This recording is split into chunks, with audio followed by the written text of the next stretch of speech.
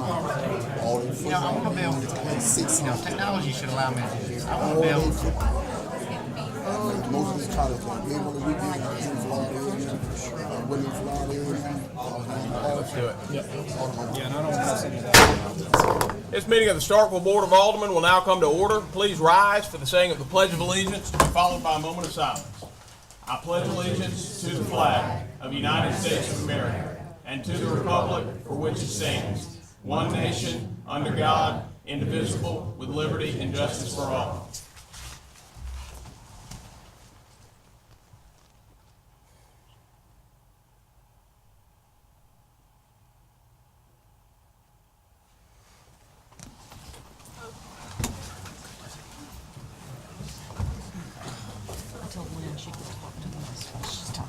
All right, you have before you a copy of the modified written agenda. A recommendation has been made by staff to pull item 10F, consideration of updating the established fines for parking violations, due to the fact that we just received a new shipment of tickets which have the old fine schedule on them. So we can continue to have that discussion tonight, or if someone feels so inclined, that can be pulled from the agenda. Mr. Mayor, when are the new tickets going to be in? I believe they're already in. I'm talking with the correct dollar amount. It will take us 6 to 8 weeks to get new tickets in, and Okay. so the chief was suggesting that we wait till we get further down into the process of this particular temporary position and see how it goes before we invest in new tickets. So there'll be no enforcement until we get No, the, there'll be enforcement, they will just be at the current rate. Well- Current rate is $10 for a ticket as opposed to what was being recommended, which was a revised, I mean, why it take so long for tickets to get in? I don't have that answer. Okay, let me say this, Chief, and make another comment before you respond. Seems like if the board wants to increase the dollar amount, we should be able to get some tickets before 6 to 8 weeks, because, in light of the fact that the board has passed this ordinance, I think we need to have some strong teeth. And I'm not going to read, I said that it was in the paper this morning in the ordinance, so I like to take the matter up tonight. I think we got a lot of printers in town that can print some tickets, or whomever can print some tickets. So if they violate downtown, we don't need no $5, $10 parking fine. We need a $25 and all those dollar amounts. So, since the downtown asked for this, we're going to give it to them. And we need to enforce it. We don't need this hanging around for no 2 months and no $10 violation. I'm tired of hearing about it. This thing been coming up and down all these years since they want it. They're gonna get it. Now I think we need to get some tickets printed, so when they violate, they don't need to be calling the chief of police. They don't need to be calling the mayor. They don't need to be calling you, Ms. Spruill. They don't need to be calling me. They need to go appear before the city judge. I'm tired of hearing about these tickets. So let's get some tickets printed. And this is Alderman Perkins' opinion. I'm tired of this discussion. Let's just go ahead and get the tickets printed, because the motion that was amended allowed this position expires the latter part of May. So by the time they get here, we don't need to ease this thing through at no $5 and $10. So Mr. Chief, let me ask you this, and this is a board decision, of course. It's my one opinion. So, is there some way we can get some tickets printed before it's 6 to 8 weeks from somewhere? Nobody in the state or in this country can print tickets quicker than 6 weeks? We have one source on tickets, and when we design and implement a new ticket, by the time we get it designed to them and back to us after it's been proofed, it usually takes them 6 to 8 weeks. And what Ms. Spruill was stating is accurate. In October, prior to this, we got in a new shipment of 5,000 tickets. And we spent $1,000 on those tickets. And those are the tickets that we're currently fixing to start using. So I would hate, honestly, to spend $1,000 and then not use the tickets. And that's coming out of my budget. We could do whatever y'all want to do. I would just like to throw away 5,000 tickets that are perfectly good. And by the time we order the tickets, the experiment that we're currently going over or through would be at least 50% through. Now, You answered my question. If we decide to go through it, go ahead with it in a permanent position, that might be the time to revisit it, because we will have used at least some quantity of the ones that we have currently in stock. Right, Chief, you answered my question.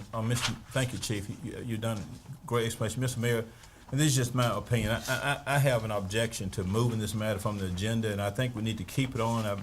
I may get outvoted, but what's is lining up here is for these tickets to continue at this same dollar amount.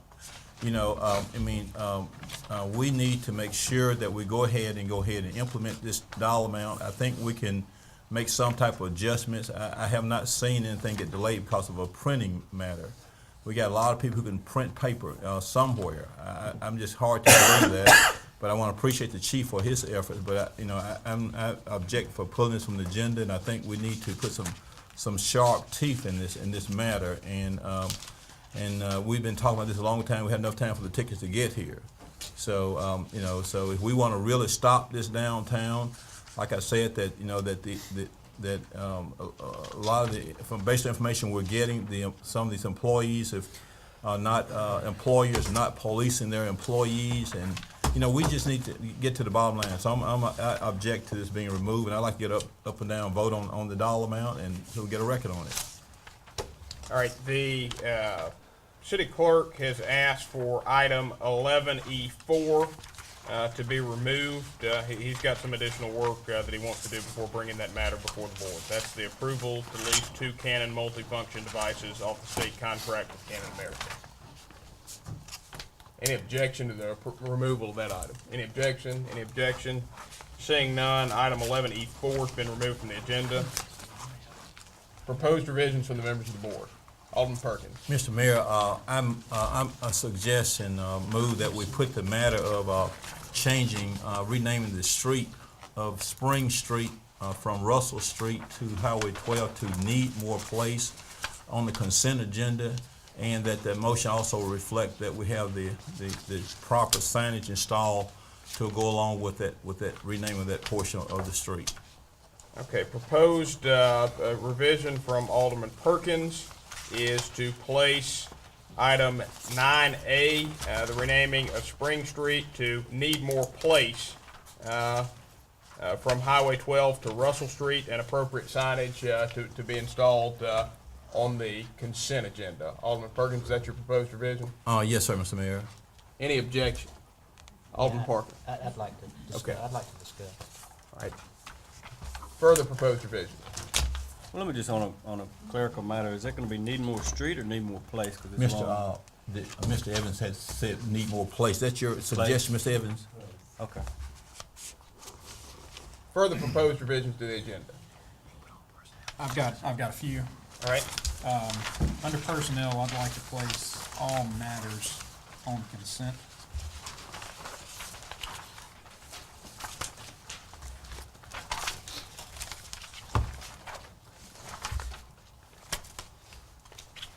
The proposed revision from Alderman Dumas is to place all matters under 11H on the consent agenda. That includes the following. Approval of promotions in the fire department as presented. The approval to transfer Shonda DeLoach to fill the vacant position of radio operations clerk in the police department as presented. Approval to advertise to fill a temporary position in the police department to handle accreditation compliance duties as presented. Approval to hire Robert W. Tomlinson to fill the vacant position of maintenance technician in the wastewater division of public services as presented, all to the consent agenda. Is there any objection to those items going to the consent agenda? Any objection? Any objection? Any objection? Seeing none, those items will go to the consent agenda. I have one item that is very late breaking, and I do apologize for it not being in the packet, but Mississippi State University and the I forget the name, Center for Parent. It's the Office of Parent Services. Offices of Parent Services. February 14th through February 18th will be a parent weekend, welcome home weekend for parents. And so on the table, you have a banner that is being proposed, and they would like to place on Main Street where we put the Starkville High School congratulations for the state championship banner. I've asked Terry Kemp to give us an amount. He's got an amount of not to exceed $300, would be plenty of enough money to put this up on February 14th and then take it down on February 18th. So if there's not an objection to that, I'd like to place this agenda item, add it to the agenda, and then place it on consent for this banner to be put up on Main Street between February 14th and February 18th for an amount not to exceed $300. All right, Alderman Dumas has proposed a revised agenda to add a new item H, which will be added onto the consent agenda, and that is to approve the banner for Bulldog Family Weekend as presented at the table to be placed on Main Street from February 14th through February 18th with in-kind services from the city not to exceed $300 to place said banner on Main Street. That item's proposed for a revision of the agenda and the consent agenda. Is there any objection to that proposed revision? Any objection? Any objection? Any objection? Seeing none, that matter's been placed on the agenda and the consent agenda. Alderman Dumas, do you have further proposed revisions? I do not. Alderman Vaughn. The minutes from the last two meetings placed on the consent agenda from January 15th Did you and have December 18th. Yeah, that's corrected. All right. Alderman Vaughn, is that as corrected by the city attorney? Been corrected. Alderman Vaughn has proposed revising the agenda to place items 4A and B on the consent agenda. That will be the approval of the minutes of December 18th, 2012, as corrected by the city attorney and as presented, and the minutes of January 15th, 2013, as presented and corrected by the city attorney, both to consent. Alderman Vaughn, is that your proposed revision? Do I hear any objection? Any objection? Any objection? Any objection? Seeing none, those matters have been placed on the consent agenda.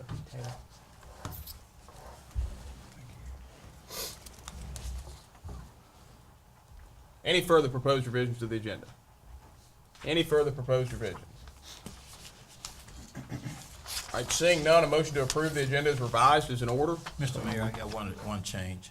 On the agenda, I'm gonna slip my mind. I got another amendment. The matter that deals with the naming of the street, I move that we put that under board business. Okay. And that's a proper place. The gentleman from Ford brought that. We need to move that from the mayor's business to board business. That's my motion. All right, proposed revision from Alderman Perkins is to move item 9A from mayor's business to board business. And since we have people here to potentially speak on that matter, place that as item C and renumber each of the items below. Alderman Perkins? Yes, sir, that's fine. Yes, sir. Do I hear any objection? Any objection? Any objection? Any objection? Seeing none, that matter has been changed from item 9A to item 10C, and each of your other items under item 10, under Roman numeral 10, will be reordered to accommodate the change. Yeah. Do we have any further proposed revisions from the members of the board? Any further proposed revisions? Seeing none, a motion to approve the agenda as revised is in order. So moved. Motion has been made by Alderman Dumas to approve the agenda as revised. Do I hear a second? Second. Motion has been seconded by Alderman Vaughn. Alderman Dumas, do you wish to speak on the merits? I do not. Discussion. Any discussion? Any discussion? Any discussion? Seeing none. All those in favor, please signify by saying aye. Aye. All those opposed, please signify by saying nay. Motion carries. The agenda as revised has been adopted. You now have before you the consent agenda. Is there any objection to the consent agenda as revised? Any objection to the consent agenda as revised? Seeing none, the consent agenda as revised has been approved. That will take us to announcements and comments by the mayor and the members of the board. And my lone comment this evening is to introduce the two newest members of the Starkville workforce. I'd first like to introduce Gene Bruce.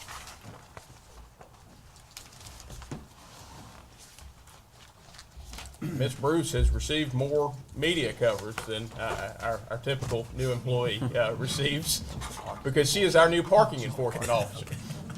I saw her at work this morning. Oh, she's actually not. She's right.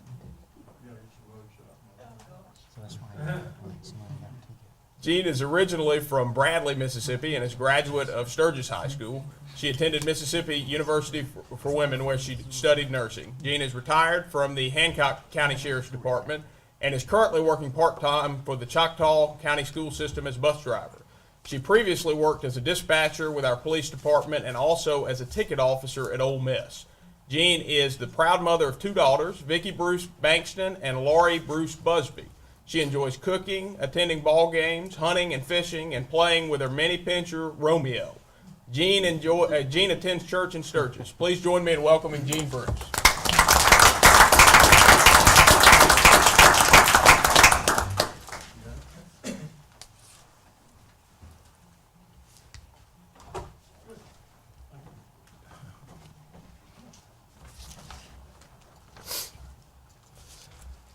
I'd now like to introduce Kenesha Hendricks.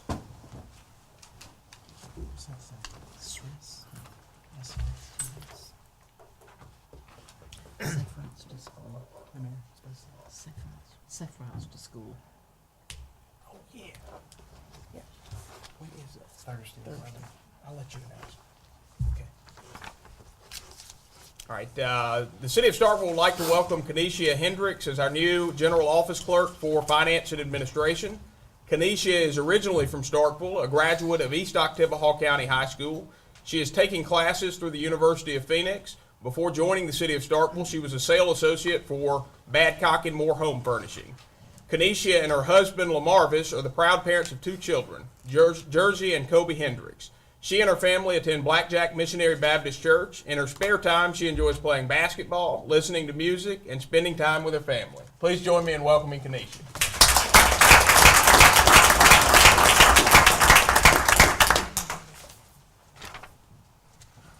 All right, that concludes my comments for this evening. We have one scheduled board comment, and that is the introduction of our employees of the month by Alderman Davis. And I'd like to also add, this Thursday, one of the bigger efforts we've had from a sidewalk and a transportation standpoint is being involved with the MDOT Safe Routes to School program. And so we've had a couple of projects completed this past year, one of which is Whitfield Street sidewalk that connects the park on Avenue of Patriots and Patriots Park and the Green Oaks neighborhood all the way into Armstrong. We've also made some improvements at Long Street and 182 with signalized crossing so children can safely cross Highway 182 at that point. And so on Thursday at 10:30 at Armstrong School, we'll have a ribbon cutting with Commissioner Taggart and Bill Jamison, our district engineer. So any and everyone is more than welcome to come for that. Edward, anything else I need to add there? Okay. Well, thanks for your work on that. You want me to go right ahead into this? Yeah. I know one of my most favorite parts of being a board member is our Employee of the Month program. When you look at the Employees of the Month over the past several years, we've really had some outstanding employees doing some amazing things. And I know one of the more positive things that I noticed when I became a board member was how impactful and how incredible some of our department heads and departments work with the resources they're given. And 2 of the shining stars in all of that are our fire department and our police department. When you look at the realities of what they deal with on a day-to-day basis, they really make a tremendous impact. And I think the Employees of the Month that we'll talk about here is something that you perhaps heard about in the paper, but I think it's an amazing story of what these individuals do every day with bravery, with courage, and what they are asked to confront every day that they get on the line of duty. So I want to introduce Todd Palmer. He's a sergeant in our fire department. Tyler Davis with our police department. Stephen Jones with our police department. And then Scott Lomax with our police department as well. I'm going to read this, so I may ad-lib a little bit. But on January 25th, middle of the night, there was a call that came in, and both units for the police and fire department were sent to a scene of a motor vehicle accident that happened between Starkville High School and the skating rink. Upon its arrival, and the police got there first, it was discovered that one vehicle was on fire, and we knew that as we were approaching the scene. And so Todd, as the commanding officer in the truck, did everything he could to get everybody together and to proceed with the steps that needed to happen. So when they got to the scene of the fire, obviously they were focused on the car that was in the fire. The policemen were doing everything they could to control the situation the way they could and do everything. One of them even had a fire extinguisher out, and I know that they were doing everything that they could with the resources they had. When they all got up to the car, they realized there was a Jeep laying in the ditch that was turned upside down that was actually pinning someone underwater. And at that point, Todd and these 3 officers then went over to the Jeep, moved the Jeep themselves with their bare hands, and pulled the individual out of the water to save his life. And so I think that goes you know, that really is above, and I think in looking at them, you can see why they moved the car, how they wrecked it. So, but anyway, I know I've skipped a lot into that, but there was a fatality on the scene, and because of their courageousness on what they did, they were able to save and protect another individual from losing his life at the scene of the crime. So these 4 individuals were able to prevent another casualty. Their bravery, courage, and quick response gave the individual an opportunity to make a full recovery. Each of these young men should be commended for their dedication to their jobs and their citizens they serve. And I know it goes beyond what I can say, that we're extremely proud for Sergeant Todd Palmer, Officers Tyler Davis, Stephen Jones, and Scott Lomax to be the Employees of the Month for February 2013.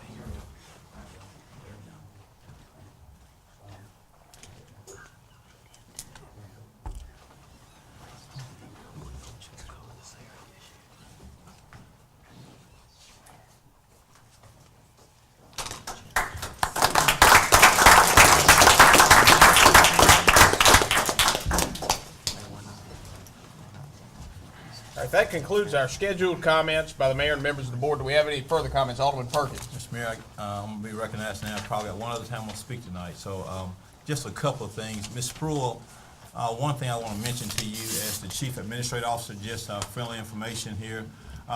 Please, I just want a respectful request for you to please ensure that all your department heads have all the necessary information in the package at the time that they're due to the board, because you know, after the packet is out, sometimes it's hard for all of us to get back up here and get that information to be fully prepared for the board meeting. So if you would just address that to them at your earliest convenience, to have all that in the packet. And Ms. Gann, let me ask you a question. Will you come in, Ms. Gann, and can I ask you a question, please?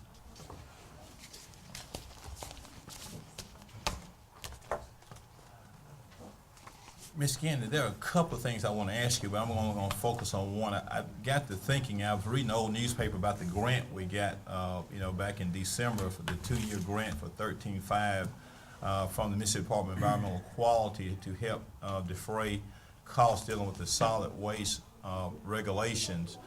And I know that in your report, you talked about a couple things that stood out with me about the Saturday closing for the landfill and the recycling. So I think I'm going to save the recycling discussion maybe to another meeting. Is it your opinion still, and I was looking at this grant, I just going through some old newspapers, is it still your opinion that we need to close the landfill on Saturdays? Because I think, number one, you mentioned about you got one person, a cost factor, and a potential liability issue. Is that still your opinion? Yes, that is still my opinion. Right, and the reason I asked that, and I'm not going to go into recycling because tonight, but I may bring up the next meeting. I want to further address recycling too, because I know we're spending a lot more money on recycling than the revenue we're taking in. Ms. Spruill, at the next meeting on February the 19th, I'm fixing to give you an agenda item that I want you to put on the agenda, and I want you to put on discussion and approval for closure of the city's landfill on all Saturdays. Discussion, approval of the city, and let me go ahead and give you my second matter. I want to discuss discussion and action regarding recycling in the city. I want those two matters on the agenda for the next meeting. Ms. Gandy, thank you. And I may have some further questions. I've taken a little bit more time at the beginning of the meeting I hadn't anticipated, but I may have some more questions at the next meeting. Thank you. Any further comments by the members of the board? Do we have any further comments from the members of the board? Seeing none, we'll now move to citizen comments. And at this time, any citizen wishing to make comments this evening may do so by coming forward, introducing yourself, and you'll be recognized to speak for a maximum of 3 minutes. Good evening to the mayor and board. My name is Albert Turner, Ward 7. I want to recognize Vice Mayor Sid Trump and Alderman Vaughn. Thank you, Alvin. Good evening. Yeah, I have to read the word to keep from being in the net out. We have some issues that is really troublesome to us. At 2 meetings ago, I strongly brought the issue about the concrete, whatever they got on 25. And now we have a death,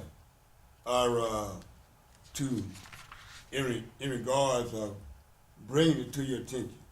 That's very sad that it was brought to attention. And then, in spite of, we wind up with death, not many weeks ago. We also is troubled by the situation about the charter school. Well, we have enough trouble as it is. Seems like that we could put our sources together. We only have but a small workforce. And if you put all of us together, then we gonna have problems. Think about if you put all schools together. They don't wanna act right now. And you put all of them together, then we gonna have chaos. So that take those under consideration, and also Reverend Ellis, our representative, he have seen Representative Turner, Representative Harrison, and Representative Gibbs pass away. So that let's pray much for him. He's the old guy down there. So that let's pray much for Reverend Tyrone Ellis. Thank you, Mr. Turner. Further citizen comments? Sabrina Campbell, Ward 7. I returned today concerning misconduct of police officers that went to executive session. I overshadowed what these brave officers did, and I do commend them. When they took executive session, we met with Roy Perkins and Lance Spruill. Since that day, nothing has been done, not even a phone call to review the tapes that were supposed to have been reviewed. 2 quick points. I feel there's a lack of concern and professionalism on the fact that the tapes were never viewed, no contact was made since that day, and that was the last Board of Aldermen meeting. No attempt was made to solve the matter, no phone call was made to set up an appointment. The previous meeting with Ms. Spruill and Mr. Roy Perkins, I feel like I was trying to be strong-arm. Tickets were bought it from 2 years ago for my husband having a tail light that was out. It was thrown out of court, so it was thrown out, so it never went to court. That was thrown in my face, saying that a warrant's been issued for his arrest. Just silly stuff that was thrown at me that I think was an attempt to intimidate me. I find that petty and unprofessional, and overshadows the true issue of the matter of asking for a public apology for a public humiliation from the officers that came into my home or on my property and so forth. Then dishonesty. At the first meeting with Ms. Spruill, she told me that my neighbors requested the roadblock up ahead because someone was running through her backyard and she was afraid. Okay, I took that second meeting with her when I met with her and Mr. Perkins. I was told that this was a exercise. Okay? It can't be both, it's one or the other. So now I feel like I'm being lied to. One thing I can't stand to be lied to, I can't stand to be cheated. And now I'm at the point where I feel like, okay, I've already been lied to, now I feel like my family is being cheated out of just simple justice. Justice that my family deserved for being mistreated by officers, okay? I feel that way. Now, I was told that my husband, they came into my yard simply because they felt like my husband stopped too long for 2 to 3 minutes and was taking pictures, okay? Unless they're Superman with x-ray vision, they can't see that. We're simply asking for what we deserve, a public apology for public humiliation. Don't call me Thursday, right before the meeting on Tuesday, to say, well, I didn't have time to do it. It took 2 to 3 minutes, Mayor Wiseman. Now you tell me my family don't deserve justice. Public humiliation, public apology. They were wrong, point blank, and stop making excuses for what they did and just do what's right. That's all we're asking, because I'm not gonna keep coming back up here for what I know is right. If the board did not feel that it was right for what we deserve, you and I went in an executive session. Next time I come, I feel like I have to come with an attorney just to get simple justice. And that's all I'm saying, justice this way or justice legally. We understand each other. Thank you. Yes, ma'am. Thank you, Ms. Campbell. We have further citizen comments. Any further citizen comments? Any further citizen comments? Seeing none, we'll move to public appearances, and we have 3 public appearances scheduled this evening. The first is by the legendary Joe Max Higgins to present a quarterly report on the new Economic Development Consortium. Thank you, Mayor and Board. You know, we've been working over here really probably before the contract was signed. Kind of give you an update of what we've been able to do, and then I want to introduce you to a gentleman. Over the last couple of months, we have started looking at inventory of available property, available buildings, getting an idea on utility capacities, taxing authority, things that we could do as we work through projects. We are basically taking these first few months and we are learning about Starkville and Oktibbeha County. We're trying to find our way around. We're finding about where people would live if they would come here. We're finding more about the attributes of Mississippi State and how they can be blended in. So we're spending a lot of our time building our databases. We've got extensive databases on Lowndes County because we've been doing it for 10 years. We've got less extensive databases on Clay County because we've been doing it about a year. And you're behind that in the curve because we're just now starting to collect those data. You know, for instance, we have electronic methods, so when deals come in, we can just enter a deal, and it pretty well tells us what kind of incentives we can offer, how much return the deal would bring on an investment, and what have you. So we've been working those. The other thing that I will tell you is last week I was over here 3 days along with Joey. We met with 3 prospects, 3 real deals, looking to make investments here. We worked with engineers, we worked with developers, and not just sitting at the table. We helped structure what some of those deals may look like. We gave input as to what we thought might work. To be quite frank with you, I think some of the ideas that we brought to the table on at least one deal is a question that needs to be asked that hasn't been asked and may make a big difference in making the deal happen or not happen. Our policy is we won't be here today to tell you what projects they are, all the details about them. We keep them, quite frankly, in confidence that only our staff and about 3 of our key board members know the intimate details of what's going on. But I can stand before you today and say that we had active projects here looking to make investment. Some were brought by the state of Mississippi. Some were brought to us through contacts that we have. And some we were asked to come in and work through the developers and other things. But we're doing that. I can tell you that probably we've got a meeting this week with some of the mayor, vice mayor, county leaders, city administrator, county administrator, and we're going to be setting aside some time to bring you gentlemen and ladies in to talk to you about what we see are some opportunities and some things we can do to improve how we go about doing these deals.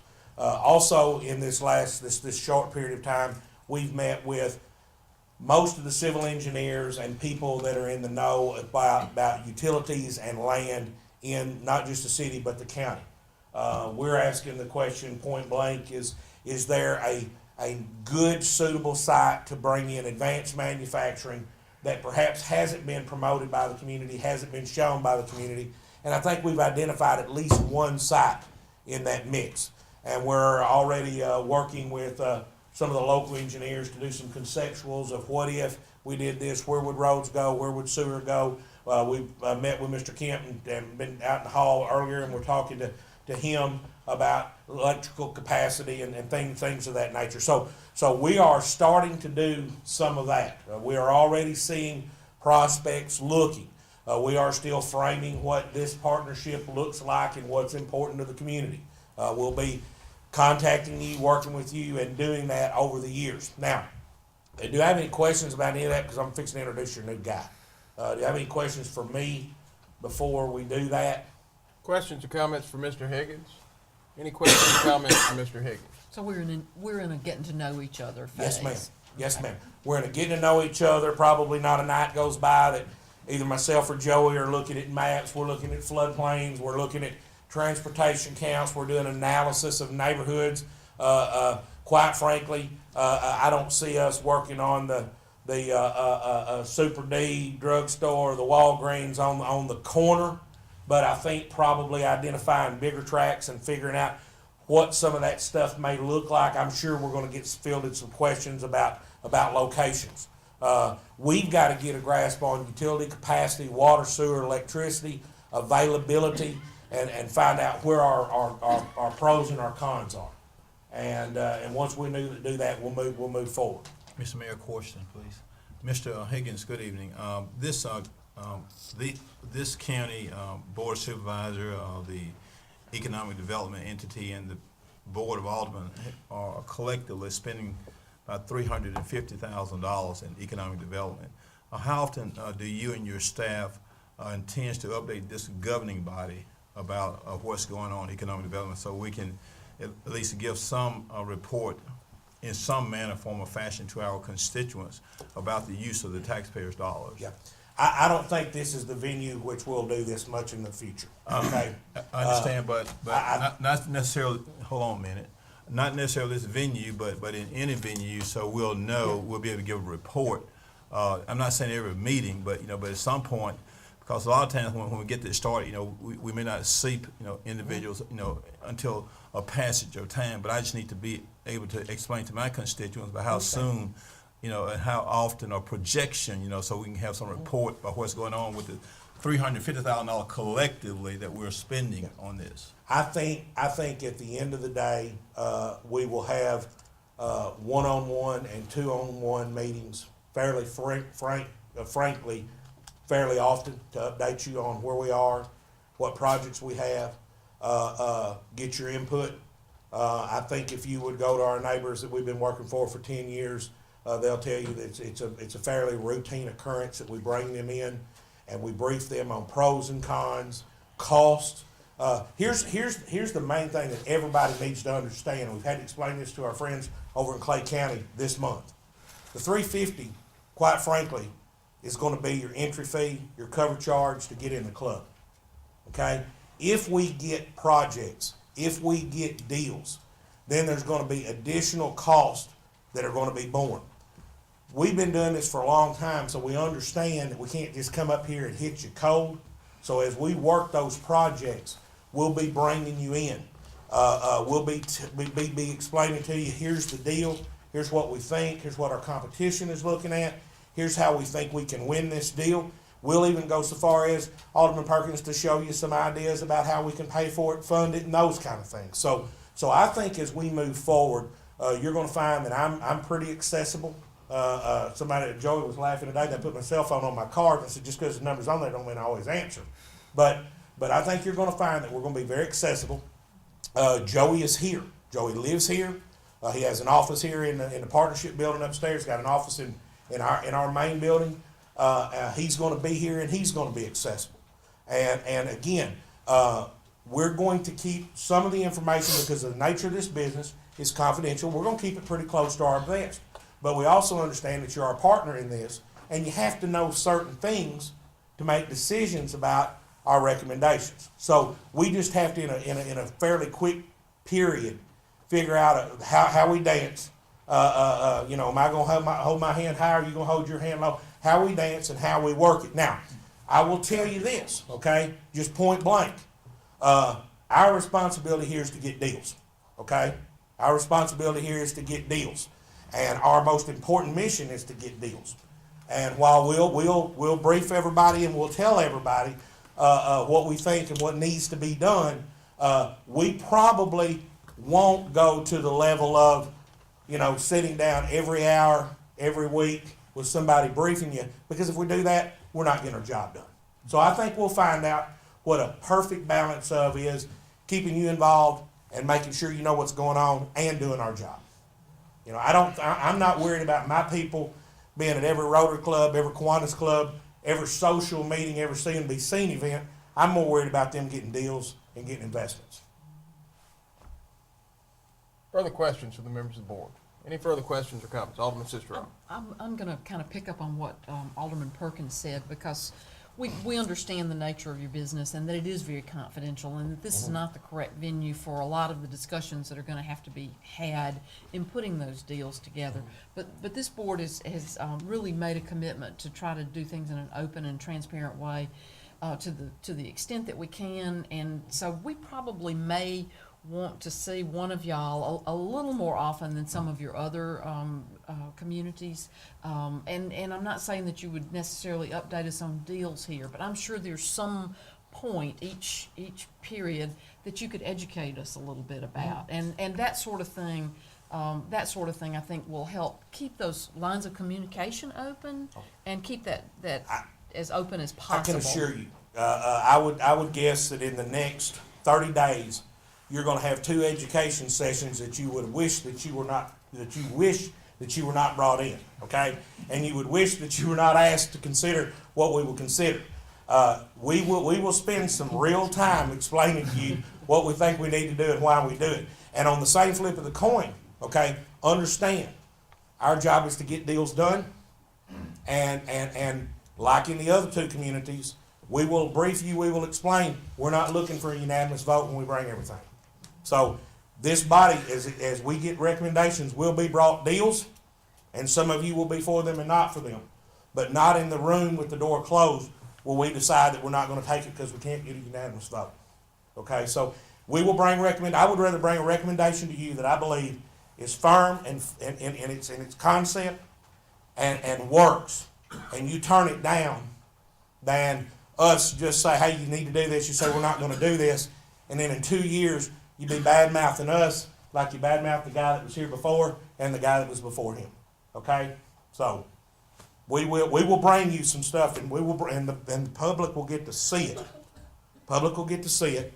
But we're going to have to change a culture. We'll have to change a culture that says, well, you know, it costs money to do these deals. Okay? It costs money to do these deals. Yesterday afternoon, taking longer than I should, but I'm going to go ahead. You're all right. How many of you heard 3 helicopters flying over Mississippi State yesterday? Okay? You know how much those helicopters cost? They cost $10,000. Well, our share is $10,000. They cost $5,000 a helicopter. Okay? Clay County paid for those. This business costs money. This business costs money. So, you know, if as we go, as we do, and the deals start working, you can bet you that we're going to be coming to you and asking you for your participation. And the rewards that those deals will bring will be offset by the benefit that they bring, or we won't bring it to you. And again, I think all Alderman Perkins and I are asking in this conversation is that you help us help you, because that's what we're here to do. But we need you to help us help you. I will tell you that Tim Hall County and Starkville sent 4 people to be on the link board. 2 of those people were selected to be on the executive committee. We meet with them weekly, and update them on what's going on. Okay? We can't meet with everybody of every funding entity every week. Okay? So those are your representatives. Okay? So you need to make sure that you know who they are.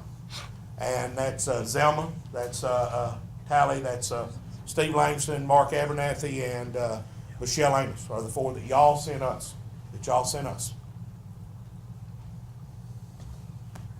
Further questions and comments from the members of the board? Any further questions or comments from the members of the board? I would say I'm just gonna go on, and I do remember that being the agreement that we set up to have those representatives. So if Alderman Perkins and Alderman Sistrunk, I think that'd be good to have them, let them be our channel of information. If y'all wanna start setting up something with them, I think that's a great idea. Well, And don't forget, we didn't appoint any of those people. Those all came from the county. Yeah, understand that we don't expect them to be the spokesman on deals. That's right. We don't expect them to be the spokesman on deals, but they are sitting in the room. It's been a very brief because we got a long agenda. We understand the process. You know, we know who the representatives are. I'm just saying we want to see some individuals come to us. I mean, we have the right to ask for that, okay? Absolutely. And we're not saying be here every meeting or every other meeting. The only thing we ask is for information, that's all, and that's fair, that's reasonable. That's reasonable. So that's the only expectation. We know who the representatives are, we know the process. But as elected officials, we have the right to know and to be informed. Thank you, Mr. Mayor. All right, Mr. Higgins, without further ado, I think it's time to introduce Mr. Dixon. Yeah. Now I've got everybody riled up. Joey Deason is our new hire, representing Tippah County and Starkville. Many of y'all have read about Joey in the newspaper. Well-traveled in industry. Also CFO at MDA. When high-profile projects like Packard, GE, Toyota, Severstal Phase 2 were done. 300 employees at MDA, and 200 of those were direct report or indirect reports to Joey. He's a bulldog, his wife's a bulldog, his daughter's a bulldog. And he wanted to come to Starkville and wanted to come to work. He was our first choice. When we went in the national headhunter deal, he was our first choice.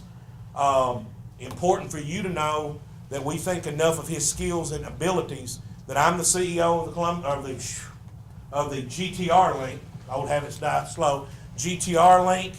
He is the COO of the GTR Link. So in addition to being your Vice President of Economic Development, he is also the outright number 2 at this organization, and we trust his judgment impeccably. Joey? Well, there's not a whole lot more that you could say after that dialogue, but I will tell you this. I'm very, very, very excited to be here in Starkville. Like he said, it's almost a second homecoming. You know, I grew up in Atala County, graduated from Ethel off Highway 12, came to school here, met my wife here, my daughter's here now, and not at a public forum, but maybe at some time I'll tell you how I broke my nose here at Mississippi State. That's this crooked one here. But I'm very excited. One of the things that Joe touched on that it's going to be a challenge, and I can already see it, is getting the information of the infrastructure here in Starkville and Tippah. You know, we've got to put together this information because every day there are prospects that come and they ask for a checklist. And when you don't have that box checked, they move on to the next prospect. So there again, I'm here. I've got an office above the partnership. Feel free to stop by at any point. Thank you. And Mr. Deason and I have had a chance to lavish praise before on Mr. Higgins, so I will not do that tonight. But I have not had a chance to lavish praise on you. Let me just say I am most impressed by your background, your credentials, and a passion that you have for this community. I am very, very excited about your hire and the days to come for the Starkville community. Thank you very much. And can I say, I think we're on the cusp of great things, and we want to help, so let us help. Y'all help us Look, help. I wouldn't be here if I didn't believe that myself, okay? If I didn't believe that you guys are ready for lightning to strike, I wouldn't have taken the job, okay? But we're gonna have to work together. And we're, like Joe said, we're not always gonna agree, but we have to work together. Everyone. Thank you. Thank you, Mr. Deason. I will invite y'all next Tuesday from 5:30 to 7:30 at the veranda. There will be a drop-in reception. Joey's gonna be there with his family. All of y'all are welcome, invited to come. Just drop through, say hi to him, give him a card, let him get associated face with a name, and we'd like to have you all there if you could. Tuesday from 5:30 to 7:30. Thanks. All right. Our next public appearance is by Lynn Phillips Gaines on behalf of Bridges Out of Poverty. And Joel, getting set up doesn't count against my time, all right? No. What I have planned for you today is, first of all, is very much a part of economic development. For those of you that don't understand or know this, once your particular community gets to a certain tipping point where you have more people in generational poverty and that percentage grows, the harder it is to get back. And what Bridges Out of Poverty is designed to do is to help people that are already in generational poverty, but also those who are very, very close to becoming generational in their poverty, and to be able to help. And I have 6 minutes here, I have 2 minutes of music, and that's all I plan to talk.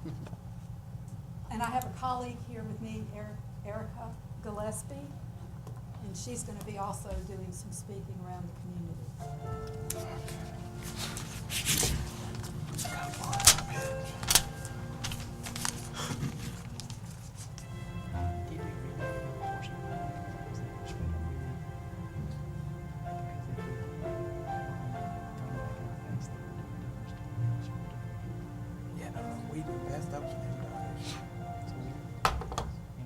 I'm really excited about being ahead classes because the participants in the classes will go in with a expectation that it's going to be this way or that way. And once they get there, they realize that they are learning something that is so valuable that can be applied throughout their entire lifetime. Right, I opened for me because I was just living in the world, just trying to get by from check to check, knowing that there are some consequences in order to stay ahead and get ahead. I know you gotta work, but you gotta make that sacrifice by, hey, I'm gonna put this back and not touch it. Well, I have made several changes, starting with my net worth ratio. My biggest priority this year is when I get my income taxes to pay off my smaller bills and make my way up to the larger ones. And when I say smaller bills, I mean like these check cash in place and title loan places and the rental center. In the class, they also learned that they weren't alone. They learned that the problems that they experienced, other people experience those problems too. And it didn't take away from their situation, but it helped them see that their lives weren't the way they were just because they're terrible people. One of the things that appeals to a lot of people on the Bridges Out Poverty is it crosses the line between Republicans and Democrats and conservative and liberal philosophy, and that it recognizes that there are people who are struggling, some struggling mightily. The class, it's really, you really learn a lot about the community that you live in. And people think it's not gonna help out there, but it's help, because like I said, we just get to newspaper, we probably wanna read, oh, just what happened bad, or just when somebody got killed, but actually, if you read it, it's everything that goes on in your life, it's in that paper. I've talked to a couple of people who were facilitators with that class, and they're very optimistic that the number of people when they're going to make changes in their lives were higher than they expected. They were telling me a story about one young woman who came to class and said she had some news to share, and she found a job as a result of the things that they've been talking about in that class. Experience for me, I've enjoyed each and every thing that we have talked about in the class. It has helped me, and it has helped them also. And there's a lot of hidden rules that I never thought that I would find out, but it really has helped, and I just really enjoyed it, and whenever it comes up again next year, let me know.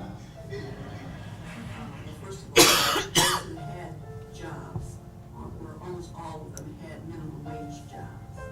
And so many of them were single parents, and you just cannot do much with family expenses on a minimum wage. Those of us in the middle class sometimes have not walked in the shoes of those who are in generational poverty. The Bridges Out of Poverty program helps those of us in the middle class have a better perspective to understand that someone who is in poverty is not doing something wrong just because they're not acting the way we would want them to act. Bridges Out of Poverty is a book. It is not a program. It is a set of ideas and constructs for which to work with impoverished communities. And from that book derived this awesome class called Getting Ahead, where it allows people in poverty to take power over their own lives. It allows them to enter a discussion about what poverty looks like. I just want to thank God for this land and the people in the church for letting us come in and to take out the time to take this course, and I'm looking forward to being in the circles class. I want to be a witness to some of the other people that's going through what I've gone through, to let them know there is hope and there is courage.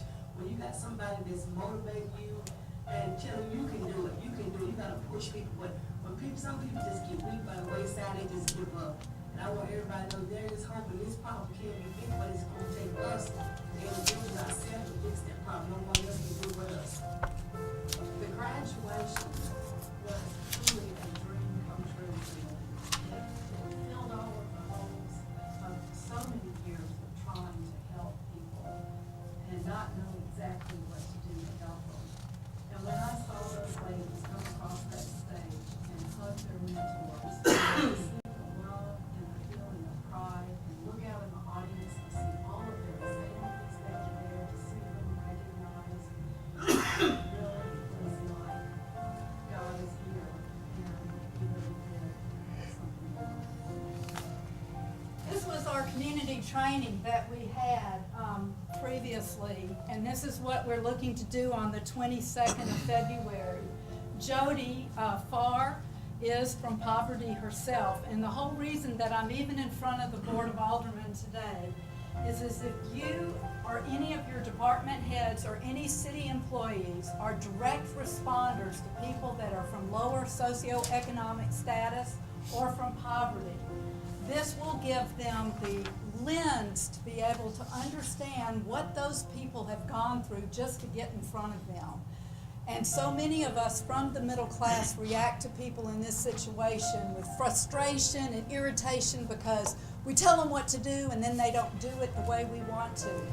Until I went through this program, I never understood that I know the hidden rules of the middle class and they do not. People in poverty know there is a disconnect. They know something's missing. It's those of us in the middle class that don't. So I'm just here to implore you to send your employees from the judicial system all the way through to the police department, to the electric department, and all of us to get there so that we have this common language. Do we have any questions or comments for Ms. Gaines? If you tell us again when the meeting is and what they need to do to register, that would be grand. I've been to one of those sessions, and it is remarkable how differently we can look at the same situation. I mean, we always know there's your side, my side, and something in the middle, but we do approach things differently depending on to some extent our economic backgrounds, and that was eye-opening for me in ways that I didn't realize. So. There's a book that's out called Toxic Charity right now, and it talks about how most of the money we spend in America actually creates problems that they're designed to help. And how you get signed up for this, which hopefully does it the right way, is you can go to starkvillebridges.com. I even put in the audience, I put forums there as well as flyers. You can go to starkvillebridges.com, or you can walk across to Phillips Financial, the wealth management firm across the street, and they will be happy to take your money and to sign you up. And for any of you that don't feel like you can afford a $50 fee, we do have a partial scholarship where you can have part of that waived. We are spending $6,000 to bring in Jody and to cover her cost and to have all of this, so we're trying to recoup some of our expense. Does that answer your question? I think it does. The date again is February 22nd, 8:30 to 3:30 at the Sportsplex, and I think it's a tremendous thing. I think everybody learns from it. It's a lot of fun. You won't be bored. A lot of people come with their excuses, ready to leave early, and none of them do. Any further questions I or was comments? one of those people too. I was going to slip out at lunch, and I didn't. So. Any further questions or comments? So, I've got one, probably for Sandra. If we have department heads or others who want to participate, will we, the city, I've talked to Lynn about that, and if we have department heads that want to participate, there's been a scholarship arrangement made, and so their fees will be paid. We sure would appreciate it if y'all would register before February 10th, but It goes up then. If they're That's too right. late, then don't you think they should pay the extra? they can pay the 10. That's right. Please, y'all.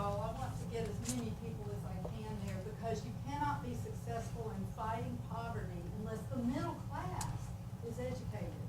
It's the middle class we have the problems with, not the people in poverty. But from our standpoint, our department heads are free to go and. They're covered. Good. And they know They that. just need to register, so. Any further questions or comments? Any further questions or comments? Seeing none. Thank you, Ms. Gaines, and thank you for what you do for this community with your program. Yeah.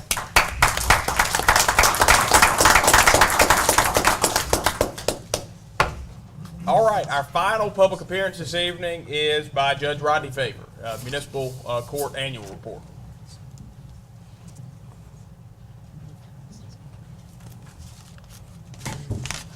Mayor and Board, thank you for giving us the opportunity once again to have the honor and the privilege of serving you and the citizens of the city of Starkville. Once again, I'm here for the annual report. And last year, as I have the last 3 years, have told you that, and Mr. Perkins has concurred with me on this. Yes, sir. He and I have been all over the state. We've seen court systems all over the state, and there's not one better run than this one that you have right here. Not because of me, but because of the police department, the staff, and everybody that puts in the hard work. And Mr. Perkins and I have talked about this for the last 3 years, and he concurs with me. So you have a municipal court that you and the citizens can be proud of. Last year, you asked me some questions, specific questions about some details about numbers and so forth. So Mr. Rook, who is court administrator, and there's none better in the state, put together a presentation for you just briefly to give you some breakdown of some numbers that y'all had asked about last year, and I thought you might find it interesting. I'm going to talk about the general numbers, and Mr. Rook, if you want, has it broken down in specific numbers, pie charts and so forth. For you.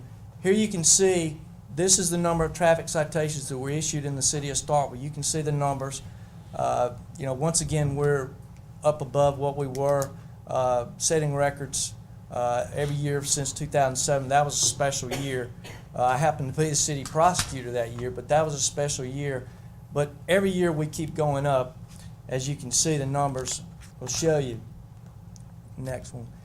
The number that only place we went down, which is a really good number, was on DUIs. We had 50 less this year than we did last year, but you can see it's been a steady number, except for last year was kind of an anomaly because of the grants and so forth. And you can see this next slide shows you where we are in our misdemeanors. We set another record this year. That's not a good number. We're not happy about it, but that's what it is. We're a growing city, and we're facing these things, and this is what the numbers show us. And Mr. Rook will have some breakdowns for you on what these are so that you can, and the citizens can get a better idea of how these misdemeanors break down. And the next slide will show you our felonies. And you can see where we are. We've been pretty steady, those numbers, for the last several years. Now, Mr. Rook, the next slide is, you can see the total number of new cases, 13,703. That's all cases that come through me sitting up there in this courtroom that through your municipal court, and that's the total number. And you can see how we've got a trend that we'll show you at the very end of the presentation. Mr. Rook has a breakdown for you here of how these numbers break down in the terms of a pie chart that you can see. If you go to that next one, you can see the traffic citations. That pie chart at the bottom, this is where we wanted to address y'all, because you had some questions about what are these misdemeanors, what are these traffic tickets, what percentage. Well, here's your percentages. They're broken down for you, and Mr. Rook did this, and it's a great illustration that he's given you, and you can see how your traffic citations are broken down by your police department. And if you have any questions about any of these, Mr. Rook will be glad to address them with you. Did you want to? Judge Favor's exactly right. You always hear the court over the years mention the terms traffic citations, misdemeanors, and felonies, but that may leave you wondering exactly what types of each case go through our court. And that's why we created these graphs right here. And for example, this shows you some of the more common categories of traffic citations that we do receive. Starting over here at the left-hand side, you see DUIs, 470. This category right here is running a red light or stop sign, no or a suspended driver's license, no proof of insurance, no seatbelt, and child restraint citations and speeding. And as you can see, 51% of the traffic citations are insurance and seatbelt. Okay, the third category is speeding at 14%. And if you go to the misdemeanor pie chart, we have some of the more common categories. We had 1,836 total, and we split those into categories such as disturbing the peace and disorderly conduct. That assault would be simple assault, and any type of simple assault, domestic violence charge. Theft consists of primarily shoplifting, first and second offense charges, as well as petty larceny. Petty larceny would be theft of something under the value of $500. Now, we get into some of the higher categories here. Any kind of drug-related charge, we had 485. That's 26% of the overall misdemeanors. Now, what are these drug-related charges? They are primarily simple possession of marijuana and possession of marijuana in a vehicle. Next, you see violation of probation and contempt of court. That's 20% of our overall case with 377. Now, it's a little deceiving here because 377, that's the number of new cases that we have. However, we deal with these cases repeatedly, so it actually takes up a good bit of our time in court. And it's probably no surprise, being a college town, alcohol-related offenses kind of take the lead here with 31% of our cases. Now, alcohol-related does not include DUIs. Alcohol-related misdemeanors are primarily possession of alcohol by a minor and possession of a fake ID. Now, also lumped into this category would be offenses such as public drunk and open container. But the vast majority are possession of alcohol by a minor and possession of fake ID. Now, your felonies. We have 15 felony DUIs. Now, what makes a DUI a felony is if it's a third offense or greater.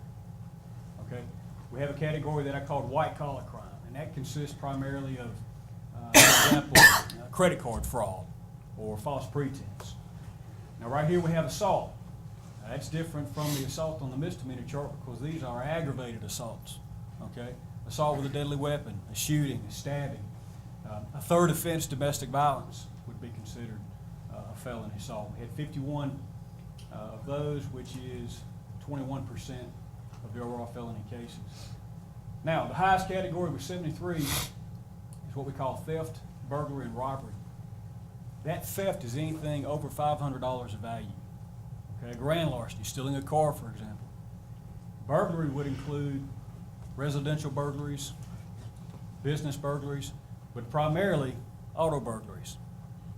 Robbery would include strong armed robbery, as well as, strong armed robbery as well as any other robbery charge.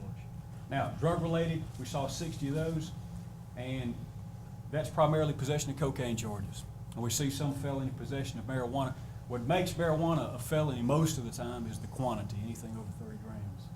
But we saw 60 felony-related drug crimes. So you can see these three right here comprise of about 76% of the felony cases. And these are not reported cases. These are cases where actual arrests have been made and charges have been filed.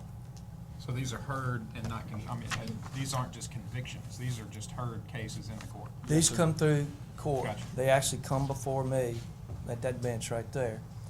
And you can see, Mr. Rook, also, you have the trend. I do. Do y'all have any questions so far on these last three charts? I think the only question I have, and I think I know the answer to this, but I'd like for you to tell us, is that these aren't necessarily 13,000 individual No, ma'am. events. There might be one event that shows up in 5 or 6 of these categories. Absolutely. Traffic citation, for example, if somebody receives a DUI, more times than not, they're going to receive additional charges such as a speeding or suspended driver's license. So one individual may have 3 or 4 citations. The alcohol-related charges, they may get charged with possession of alcohol by a minor and possession of a fake ID. So that's not 13,000 individuals. Right.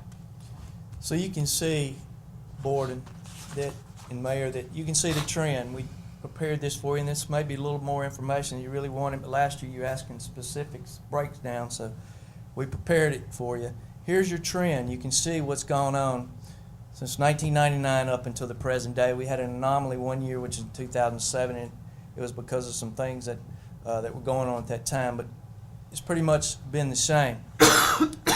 Part of my obligation to you is to let you know if there's any changes that have gone on that we see, so that you can know about it in making your strategic planning, like everybody does to you.